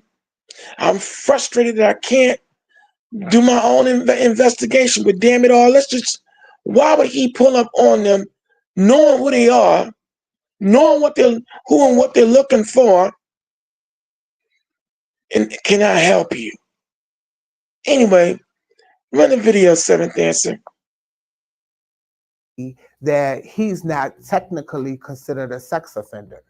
Something about he was just in the car with someone and the girl, and that's how he got the charge, but technically he's not considered a sex offender. I said, well, he's registered on the sex offender registry.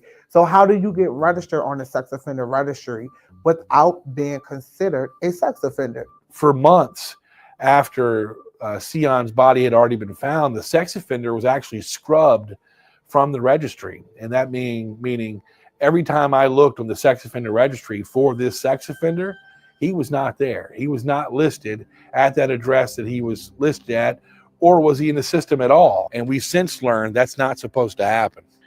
I did go back and forth via email with the state police representative about the sex offender being off the registry. And after 2 or 3 emails, I finally got a response saying it's part of the investigation. They can't comment.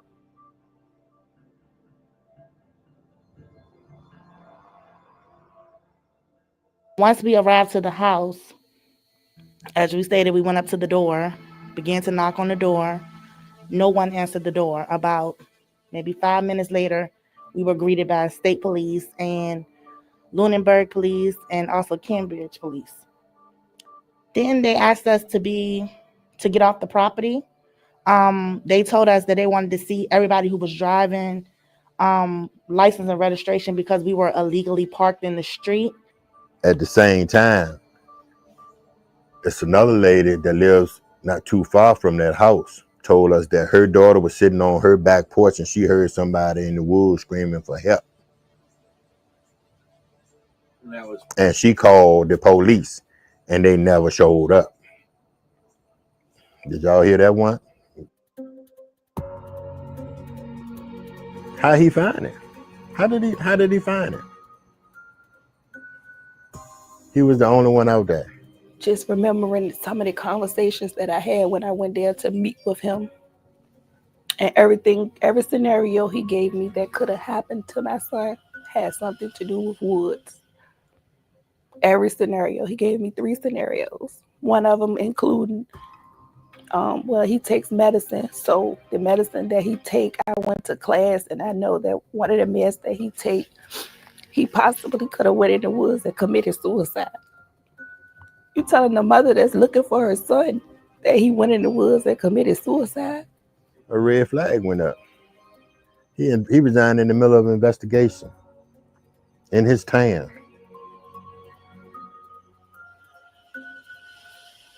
In his town. That don't look good.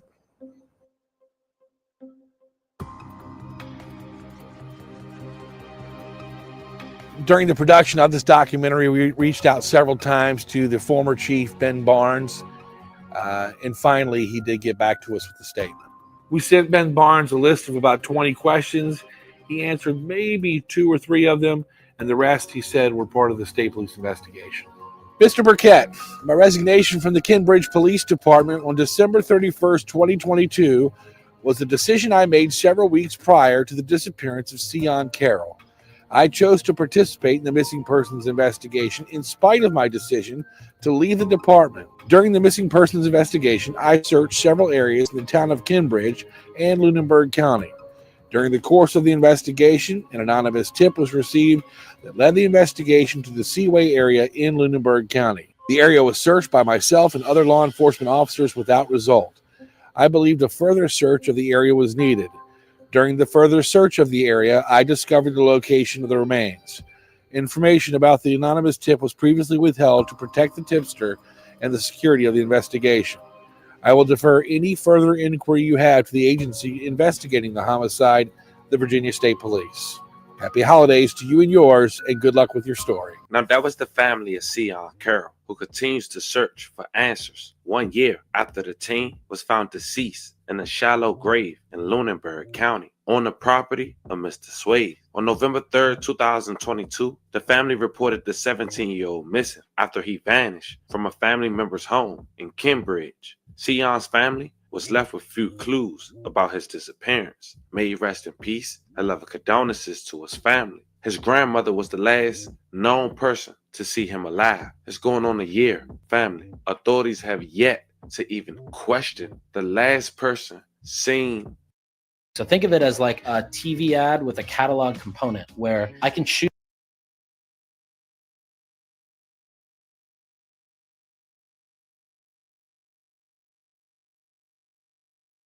A teenager alive who was found in a shadow grave in a gruesome way with cement over his body, chopped up in pieces. This is bizarre. I mean, I don't even know where you want to start at. You know, one thing we learned after interviewing grandmother is when I asked her if I was the first media interview she had, she goes, media interview? You're the first interview I had, period. It is odd. Wait, you've never been interviewed by the special agent? No. So you never talked to Kevin Jordan? No. Interviews have been conducted in this investigation. Some individuals have been interviewed more than once. We've actually had people that have voluntarily provided information. But then just the next day, a good friend of Sion, Brandon Lee, he lose his life to a local authorities claim suicide on Mr. Swade's property. They claim he left a note and told authorities he didn't want his mom or his dad to lose their life, so he took his. It was reported he was last to be with Sion. So now that's 2 suspicious demises on that property. But then number 3 is Antonio Rich. So Antonio Rich and Brandon Lee were cousins. And like Sion with his grandmother and Brandon Lee, of course, Rich lived on Center Street at one point in his life.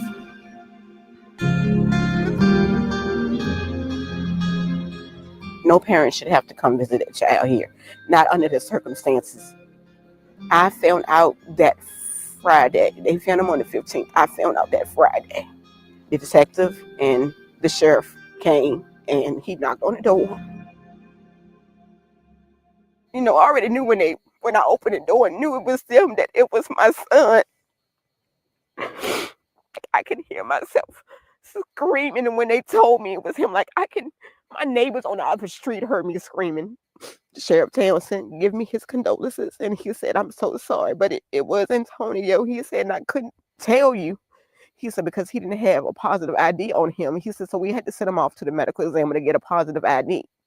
That was the only time that I talked to the sheriff department, because, of course, the detective that was there was from the state troopers. When we asked Agent George specifically about this case, he said he didn't have permission of the family to talk about it. From what I was told, 5 gunshot wounds. He died from the gunshot wounds. I'm assuming the torso, because they had him wrapped up in plastic. And I know my son's hand, his right hand was smashed. You could tell that he fought back. He had a scratch mark, and I think like a little chunk of his ear was gone. And when you think it's a small town, you would think that the case would have got solved a little bit faster, because it's somebody that knows my child personally. I don't think it was a stranger to him. I think it was somebody that he knew. So during the Antonio Rich investigation, we realized that some of the names from the Sion Carroll case, that circle of friends, they were also coming up in Antonio's case. So I asked Special Agent Kevin George with the state police if he believed these 2 cases were connected. The 2020 homicide that I'm investigating and the 2022 homicide involving Sion Carroll, I have yet to find any connection to those homicides. It seemed like the police don't care enough, because every time you hear somebody make a comment and they keep making a comment, oh, it's drugs, it's drugs. Drugs is not the root of every problem in this small town. Have you come across anything like a drug nexus, or, you know, we always ask for motives. I can't say that I've found a nexus that I can corroborate as a motive for this homicide.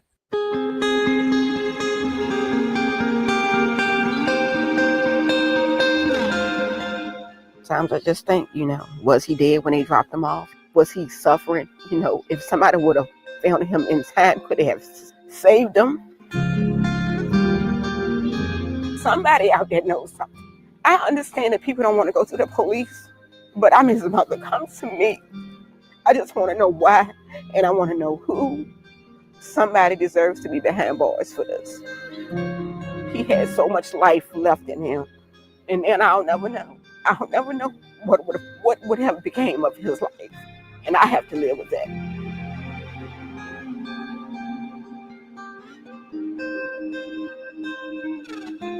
To this day, his demise is unsolved. And like they mentioned at the very beginning of that clip, just like his cousin Brandon, is still unsolved with suspicious circumstances. 4th will be Carlton Craig, who family say they got the sweater that he had on the day he lost his life from someone else in their apartment being washed. Wasn't taken to evidence or examined. They had it on in this interview. They believe the police was involved. It's unsolved to this day. But now it's time to hear from Mr. Sway. He lost his stepson. I posted these 2 nearly identical videos, and guess which one performed better? It was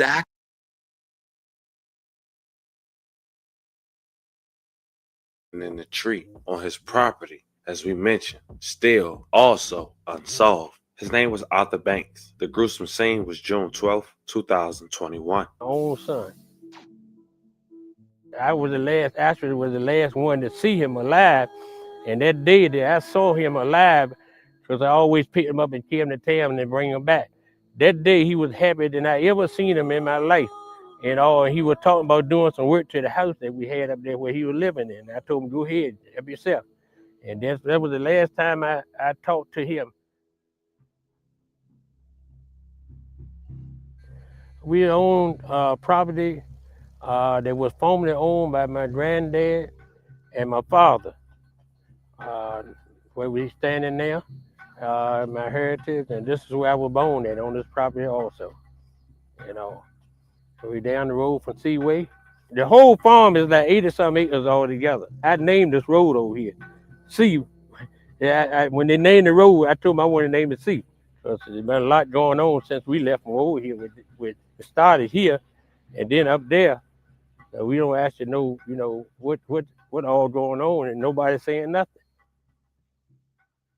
He always liked to be around a lot of guys, and he always liked to walk down these woods where you see behind me. And he used to walk through these woods, and we tried to stop him from doing it, but he would never do it. He loved to walk through the woods. And so I know that he had to be down in these woods, or he was going with some guys somewhere. In my church, you got a bunch of hunters. And so I called him up and asked him, I say, I want you to go with me down here, and we're going to try to find my son, because I think he's in the woods. And so in the meantime, Moore, which was the Moore family, his son said that, called and said, we're not going to wait till you get from work. We're going to go ahead on down there now. And they walked down through the woods, and they found him hanging up in a tree. And so the first thing they done was call the state police.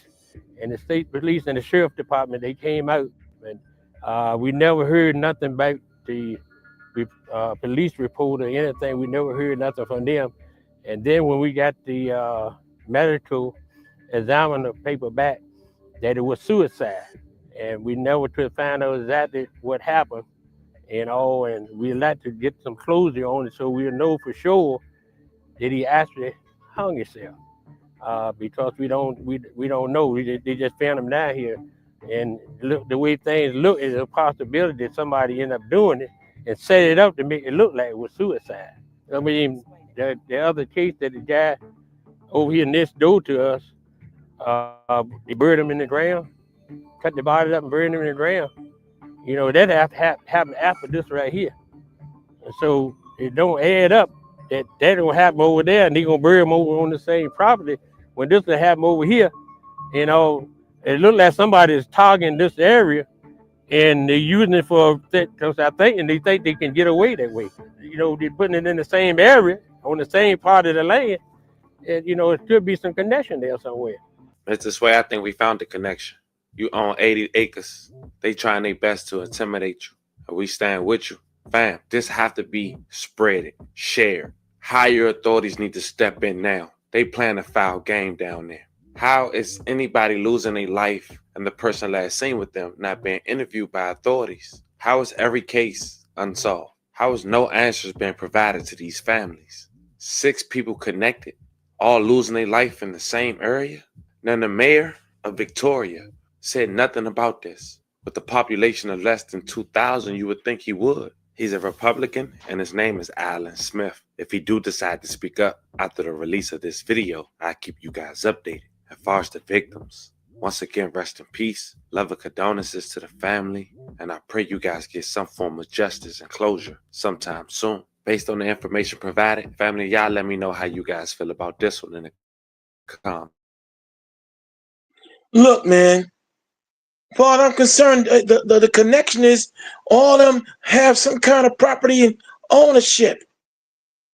But Mrs. Sway in particular, 88 acres, like I said, they all sitting on money. You kill off the sons, who do they pass it down to now?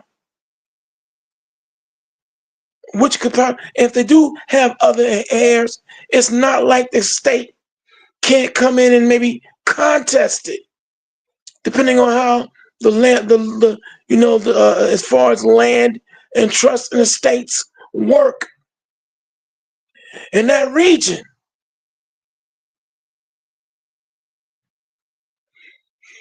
But again, notice they're all sons of someone, all of them. And then their family too. Some of them were family. Couldn't, bro. Like the seventh answer said, follow the money. The money. And once upon a time, that was Klan country. And here we are now with the MAGA man. Okay? They all that racism, they're emboldened. How could all those cases be ruled suicide, including the ones where they were found chopped to pieces? Yo, they've gotten sloppy because they've gotten away with it so much. But the point I'm raising is, listen, look. Now you understand why monetarily a great many of us are impoverished. I'm sure in all of our family background, we'll find out about some ancestors of ours who may have been cheated. Well, I know I have in these last number of years. Certain property and everything else. It's another story, but I'm just saying. This is how deep and ominous this is. Seventh answer, I think I gave you one more video. We won't keep you long tonight. It's just gonna be like 2.5 hours, no 3 hour. But it was one video concerning black millionaires.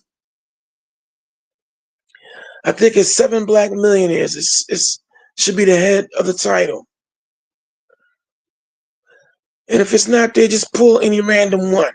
My point is, y'all, we really now have to understand exactly why the divine laws of justice are on this society. There'll be some saying, if God is so just, if he's so this, that, and the third, why are you letting all this happen? To which I can humbly say, I don't have an answer. I can humbly say, I roll off Proverbs 3 and 5. Trust in him with all my heart and don't lean on my understanding, although there's certain things that just leave me frazzled. But the bottom line is, hey, yo, this got to stop. And it's going to stop. But how about this, seventh answer? If you can't find it, all right, I'll choose to cut it short tonight. We'll just give you a 2 hour, you all, and we'll come right back at you. Okay, but yeah, okay, here we go. Here we go. We're gonna close out with this video. But listen, y'all, pay attention.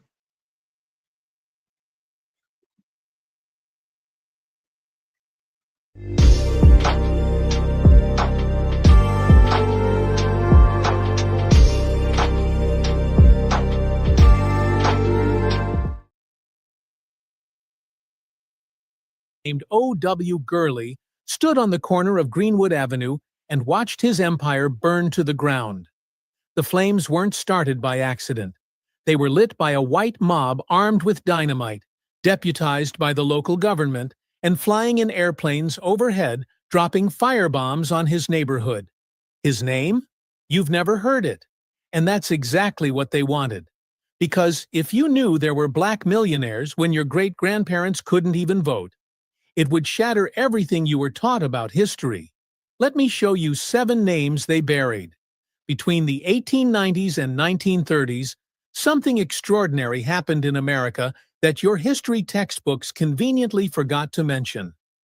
Despite living under Jim Crow laws, despite facing legalized terrorism and systemic oppression at every turn, Black Americans built wealth that rivaled white elites. In places like Tulsa, Oklahoma, Durham, North Carolina, and throughout Mississippi, Black entrepreneurs were creating banks, newspapers, oil companies, luxury hotels, and thriving business districts. They weren't just surviving, they were dominating. And that was the problem. Because here's what they don't want you to understand. Every single Black millionaire was living, breathing proof that white supremacy's foundational lie was false. The entire system depended on convincing everyone that Black people were naturally inferior, incapable of building wealth or contributing to civilization.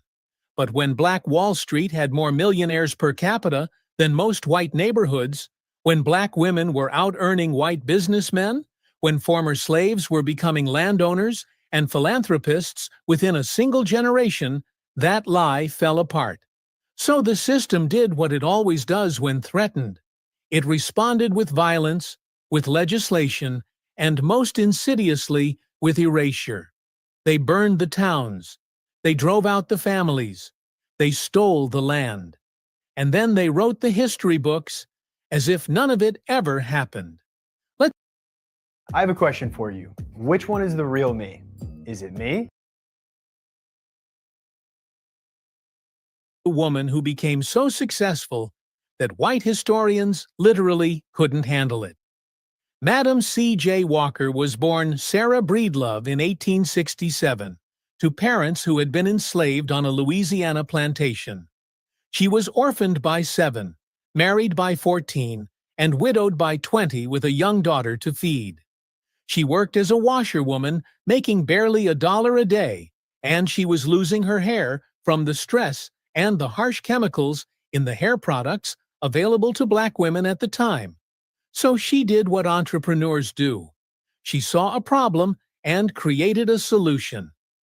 Walker developed her own line of hair care products, specifically for Black women, and built a door-to-door sales network that would make modern MLM companies look like lemonade stands. By 1910, she was employing thousands of Black women across the country, giving them financial independence and purpose in an era when their options were domestic work or nothing. By 1919, she was worth over $1 million, making her America's first self-made female millionaire. Not the first Black female millionaire. The first female millionaire, period. She bought a mansion in upstate New York right next to John D. Rockefeller's estate, just to prove that Black excellence belonged everywhere white wealth did. But here's what they did to her legacy. For decades, white historians either erased her completely or credited her success to everyone except her. They said her white lawyer really ran the business. They claimed she just got lucky. Some textbooks mentioned her in a single sentence, if at all, because acknowledging that a Black woman born into slavery had out-business, personed the captains of industry, would require admitting something they couldn't afford to admit. And it gets worse, because while Walker was becoming famous, there was another Black woman who was even richer, and history buried her so deep that most people have never heard her name at all. Annie Malone was born in 1869 in Illinois, orphaned as a child, and built a hair care empire called Poro that made Madam C.J. Walker's company look small. At her peak, Malone was worth an estimated $14 million. She employed 75,000 people worldwide.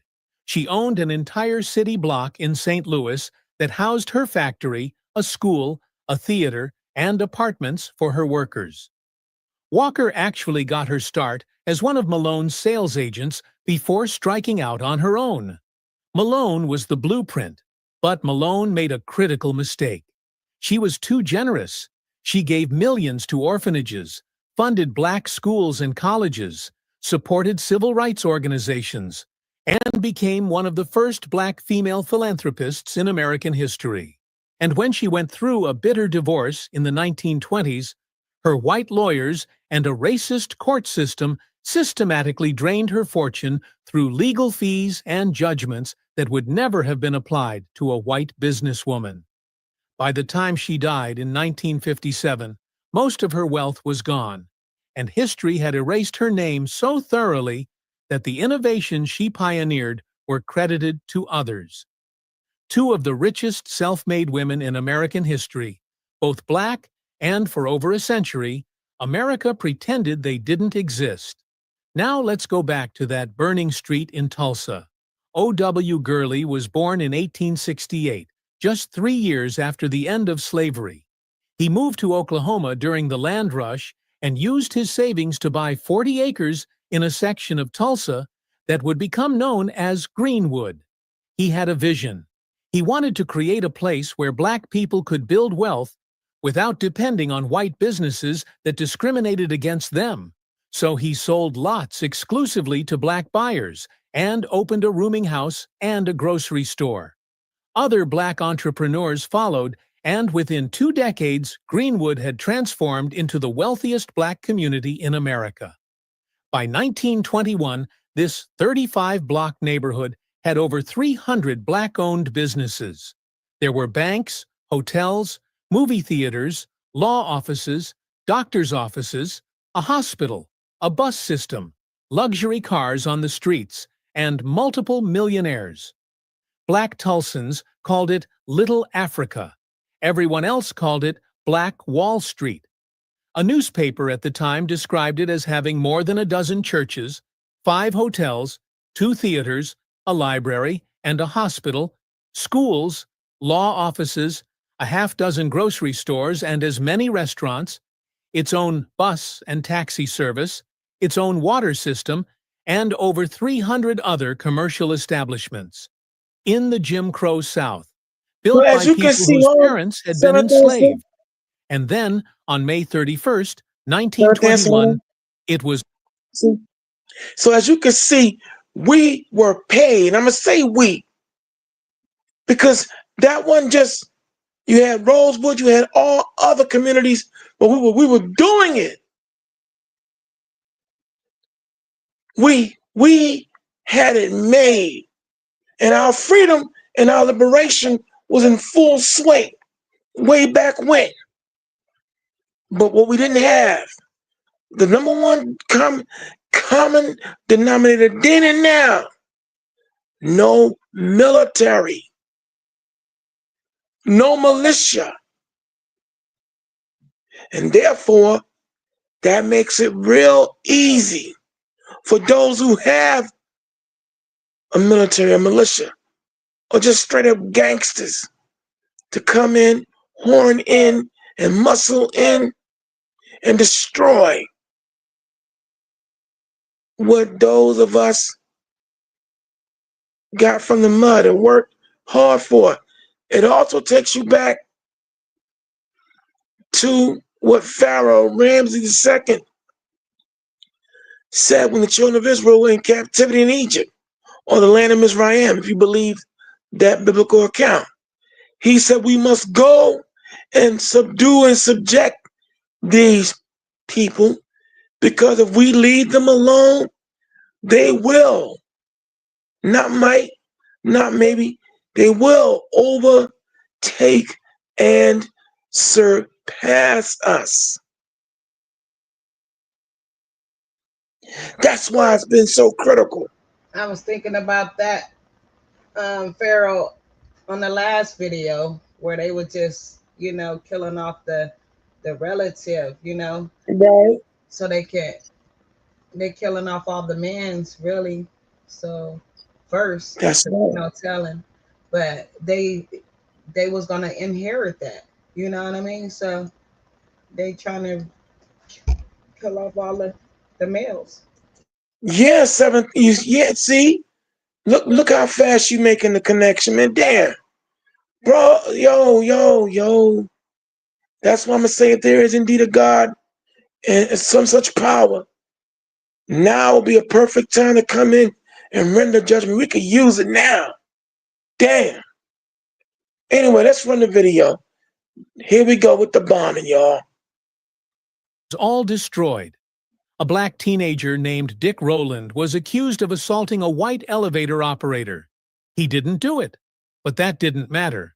A white mob of thousands, many of them deputized by law enforcement, attacked Greenwood with guns, torches, and, according to eyewitness accounts, airplanes that dropped incendiary devices on buildings and fleeing families. Over 300 black people were murdered. 10,000 were left homeless. 35 blocks were burned to ash. O.W. Gurley's empire, along with every other black millionaire's holdings in Greenwood, was systematically destroyed. And here's the part that should make your blood boil. After the massacre, the city of Tulsa made it nearly impossible for black residents to rebuild by changing fire codes and zoning laws. Insurance companies refused to pay claims. And then, for 75 years, the Tulsa Race Massacre was completely removed from Oklahoma history textbooks. Removed. As if it never happened. The state literally erased one of the worst incidents of racial terrorism in American history, because acknowledging it would mean acknowledging that black wealth had existed and had been stolen. But Gurley wasn't the only one. In Memphis, Tennessee, a man named Robert Reed Church Sr. had already proven what was possible decades earlier. Church was born enslaved in 1839. During the Memphis Massacre of 1866, when white mobs attacked black neighborhoods, Church was shot in the head and left for dead. He survived, and then he made a decision that changed everything. He took $50, bought his first piece of real estate, and began building an empire.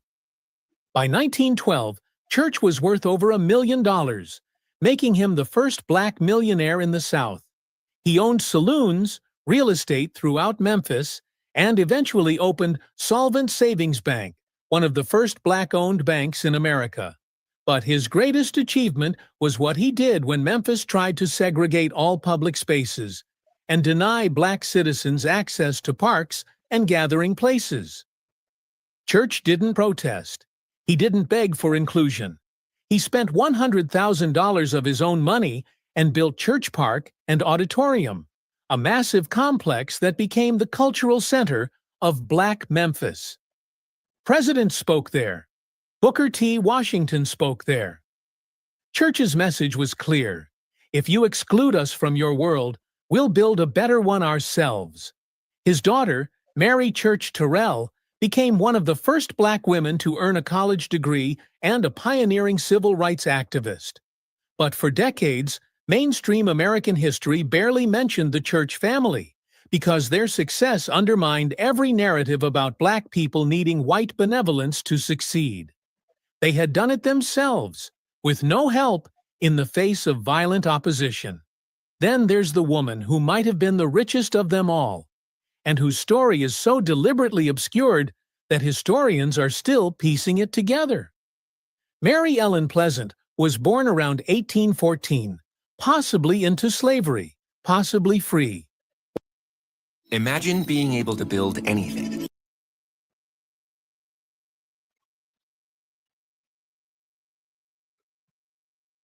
She was in San Francisco working as a cook and investor, and she was secretly one of the wealthiest financiers in the city. Some estimates put her fortune at $30 million in today's money. She used that money to do something extraordinary. She funded John Brown's raid on Harper's Ferry. Yes, that John Brown, the abolitionist who tried to start a slave rebellion. Pleasant gave him $30,000, making her one of the largest financial backers of armed resistance to slavery. After the Civil War, Pleasant sued San Francisco streetcar companies for racial discrimination and won in 1866, 90 years before Rosa Parks. She fought for civil rights in court while building a business empire in real estate and boarding houses. But when she got into a legal battle with a white business partner who betrayed her, white newspapers launched a smear campaign calling her a voodoo queen and a witch.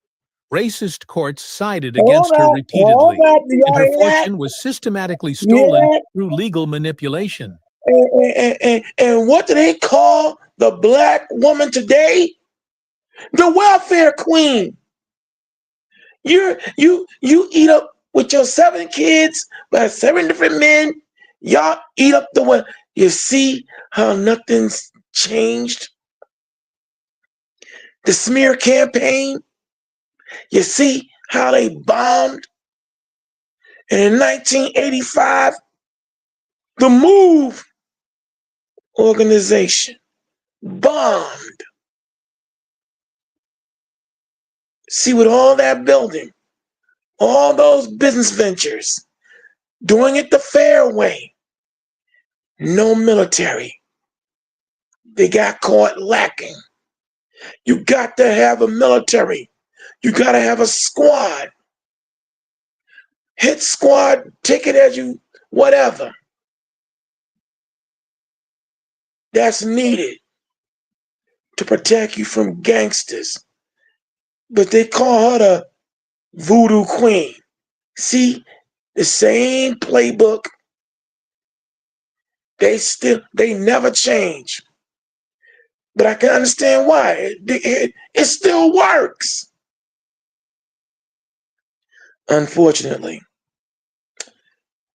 Let the video run, Seventh Answer.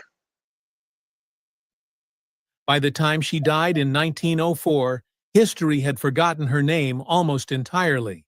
The mother of civil rights in California, erased. In Birmingham, Alabama, a man named A.G. Gaston was born in a log cabin in 1892 to parents who had been enslaved. He started with nothing. He sold firewood and peanuts as a child, worked in the coal mines as a young man, and then began building what would become Birmingham's black business empire. Gaston founded an insurance company, a funeral home chain, a motel, a bank, and multiple other ventures. At his death in 1996 at age 103, he was worth $130 million. But Gaston's story isn't just about wealth, it's about resistance. During the height of the civil rights movement in 1963, when Dr. Martin Luther King Jr. came to Birmingham to lead protests, Gaston's motel became the headquarters for the entire campaign. Movement leaders stayed there. Strategy sessions happened there. And when white terrorists bombed the motel in an attempt to kill King and destroy the movement, Gaston rebuilt it. He understood that black wealth wasn't just about money.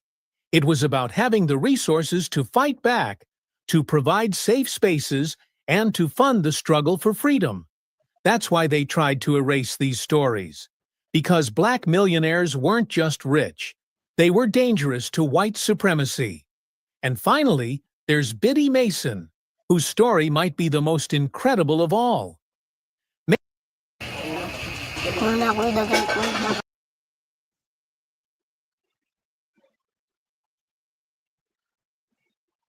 Enslaved in Mississippi in 1818. In 1848, her master converted to Mormonism and decided to move to California. And he forced Mason to walk the entire 2,000 miles behind his wagon train, herding cattle while caring for her 3 daughters. When they arrived in California, a free state, Mason's master tried to move them all to Texas to keep them enslaved. But Mason had learned something on that long walk. She had learned her own worth. She sued for her freedom in 1856, and she won. With no education and no resources except her skills as a nurse and midwife, Mason began buying property in Los Angeles. Piece by piece, block by block. By the 1880s, she was one of the wealthiest black landowners in the city, worth over $300,000. And like so many of these millionaires, she used that wealth to uplift her community. She paid property taxes for families about to lose their homes. She funded schools and churches. She visited prisoners and provided for the poor. When she died in 1891, white Los Angeles tried to bury her in an unmarked grave in an attempt to erase her legacy. For 90 years, her story was forgotten until a historian digging through old property records discovered the truth. Biddy Mason had been one of the most important figures in early Los Angeles history, and the city had deliberately forgotten her. So, here's what they don't want you to know. These 7 names represent just the beginning. Historians estimate that hundreds of black millionaires existed between 1865 and 1930, but their records were destroyed in courthouse fires, race massacres, and deliberate archival losses. The 1921 Tulsa Massacre wasn't unique. Between 1898 and 1923, at least 26 black towns and business districts were destroyed by white mobs, often with government backing. Rosewood, Florida; Wilmington, North Carolina; Elaine, Arkansas. Each time, the pattern was the same: burn the buildings, murder the resistors, steal the land, and then erase it from history. The system didn't just steal their wealth, it stole their proof of existence. Because if future generations knew that black Americans had built millionaires and empires despite slavery, despite Jim Crow, despite terrorism, then every excuse for the racial wealth gap would fall apart. People couldn't say black people just need to work harder when the evidence shows they did work harder and their work was literally burned to the ground. They couldn't claim black people have no history of business success when the evidence shows they built thriving business districts that were systematically destroyed. The erasure wasn't an accident. It was the policy. So why does this matter now? Because every time someone suggests that black Americans are responsible for their own poverty, they're repeating a lie built on mass graves and erased history books. Black Americans did build wealth. They built it against impossible odds.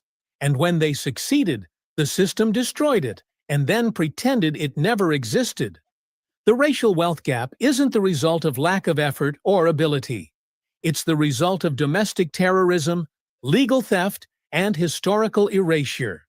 Madam C.J. Walker, O.W. Gurley, Robert Reed Church, Mary Ellen Pleasant, Annie Malone, A.G. Gaston, Biddy Mason. Say their names, share their stories, learn about the hundreds more who were erased. Because the greatest threat to oppression has always been remembering what they tried to make us forget. These 7 people proved that black excellence isn't new. It's been here all along. They just burned the receipts and hoped you'd never ask questions. But now you know, and knowing changes everything. And ladies and gentlemen, there you have it. We're gonna cut it short this on this particular conversation and this journey, because there's plenty of more time. If we're alive and still kicking, we are gonna come back right back at you. But as you can see, we don't deprive you here. We don't deprive you. And all those beautiful success stories, no military. And without a military, you're food. You are open to be destroyed. So this is why when the Black Power movement, the Black Panthers, the Black Liberation Army, see, they finally got it. But unfortunately, coon, sellout niggers, I'm going to say it just like that. Infiltration, integrationist, and we can't live without you, master. Niggers were allowed to come in unknowingly and wreak havoc. But now you understand why we here in the Lion's Den, we go so hard in the paint and we don't have any mercy on all you who still like to be lied to. And for those of you who love the truth, you understand why we go so hard in the paint and hit you with the 7 eyes. Because we want you to be inspired, we want to get up off your behind, go check things out, discover things, uncover things with your God-given talent. We want to influence you to know it's just not about myself and the seventh answer. It's all about you too. See, as my grandfather taught me 50 years ago, when I was complaining and griping one day, he said, okay, boy, now that you finish griping and now you finish complaining, let me ask you, what you gonna do about what you think is wrong or you see is wrong? And I was stumped. I'm a kid, but I'm still stumped because he got me. So but yet I was programmed. He said, listen, boy, anybody can complain. Anyone can always criticize. He said, but the number one thing you ought to keep in mind is this. If you see something wrong, then you be the one to change it. And if you're not going to change it, and all you're going to do is criticize, then shut up and keep your mouth closed. If you're not going to solve the problem. I never forgot that. Thank you, Papa Jones. Thank you. And therefore, and that's why I have been in other mediums a problem solver and discussing the issues of our people. And now, through the Lord's divine intervention and his ability to connect dots and puzzles, I was able to land here in the Lion's Den. And in these last number of years, everything we brought to you, we continue to bring to you the information, okay, the insight, the integrity. We have been absolutely infallible. That might be a new eye we gotta add to the registry. The 8 eyes, but I like the number 7 better, completion. But anyway, we have been the problem solvers. We're not waiting on ABC, CBS, NBC, or any other so-called mainstream media to talk about our issues. We're gonna do it. And we're gonna keep on doing it. And we love being at your service. So in closing, understand one more time, as we're coming in for a landing on runway 12, it has been an absolute pleasure. We hope you've enjoyed this conversation. Some of it disturbing, some of it, yeah, like I said, disturbing. And I'm gonna stop right there. But still, these are conversations that must be had. And only we can continue to keep our forefathers and mothers who suffered not only in the ancient times, but in these current modern times. Keep their memory alive. It is our responsibility to do so. And don't ever let someone tell you to forget your history. And please understand, don't ever fall for that. Why can't black folks stick together and get businesses? We had them. As you can see, we had them. Seneca Village, which is now known in New York as Central Park, we were doing it. And here they come. At every turn. With all that building that we established, We never established a military, except during the Black Power movement, as it was called. But unfortunately, COINTELPRO, the counterintelligence program, successfully found all kinds of coons and buck dancing Sambos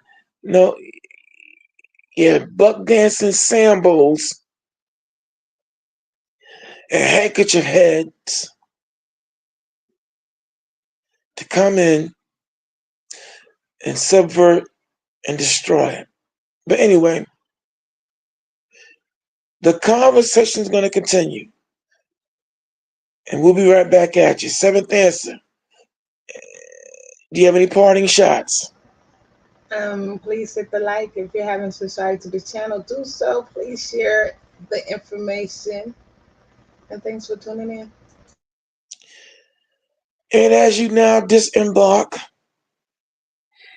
we'll see you next time. And we love you all out there. Be safe. Be vigilant.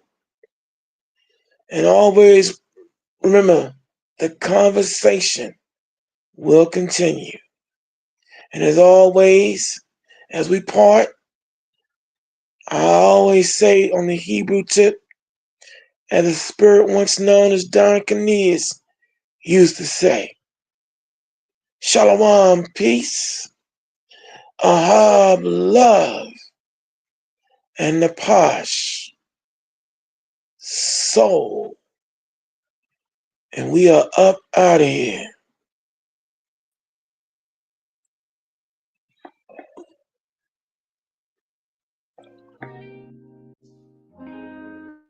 Yeah.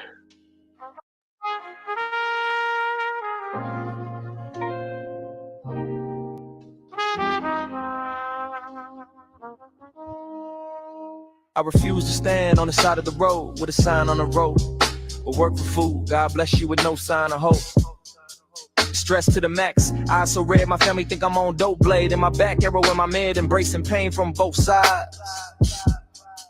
Clip the wings of a phoenix, flame diminished every time that I try to arise. Searching for a 9 to 5 with no GED. You don't qualify? Injections of suppressed depression and rejection bring life to my rhymes. Mixed breed in many thins, ecstasies and stack of threes. A hard lesson, who wants to die slow? So I speed up my pulse and overdose on ephedrine. Staying woke constantly, cause I can't seem to find peace in my sleep. Hallucinating with my eyes wide, daytime bad dreams. The pastor of a church spoke words that hurt. Said if I came around to see my baby mama, the congregation would cease to help her. So what can I do? My options are few, on the edge of none. The easiest way is introducing my brain to a barrel of a 40 cal, but I'm a rider in the sight of the Most High, so I know that change has got to come. Next time, if I could do it all over again, I would go right instead of leave. Lord, if you give me one more chance, I would. If I could do it all over again, I would go right instead of leave. Lord, if you give me one more chance, I will. A 3-time loser and a 2-time father living life that's tragic. My current job, they give me 2 options, the pen or the casket. But that's a risk I gotta take for my baby's sake. Only got $3 in the gas tank and a quarter oil of a Quaker steak. That's just enough though to get a loco. Like me around the corner, it's drought season in Atlanta dope. So now I'm switching to dosha, that was the wrong move. I knew this lady's odd, who knew somebody who had a brother that was selling cheap pounds at the trunk of a Cutlass. Something was fishy, should've trusted my instincts right from the gate. But all that's on my mind is putting bread and butter on my daughter's plate. When we exchange hands with the cash, he flashed his badge, banks ain't looking so great. My daughter gon' have to awake, cause now I'm headed upstate from the roads I take.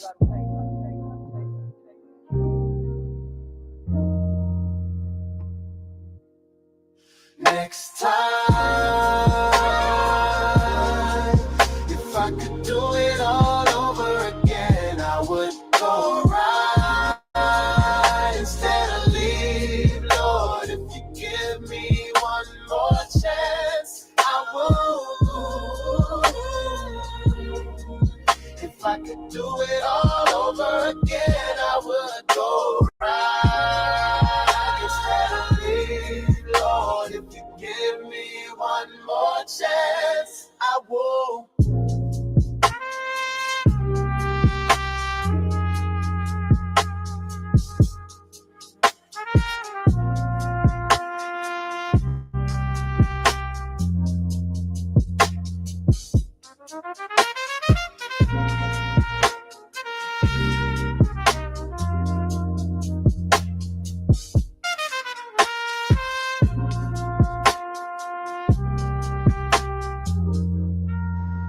I be killing them with these beats.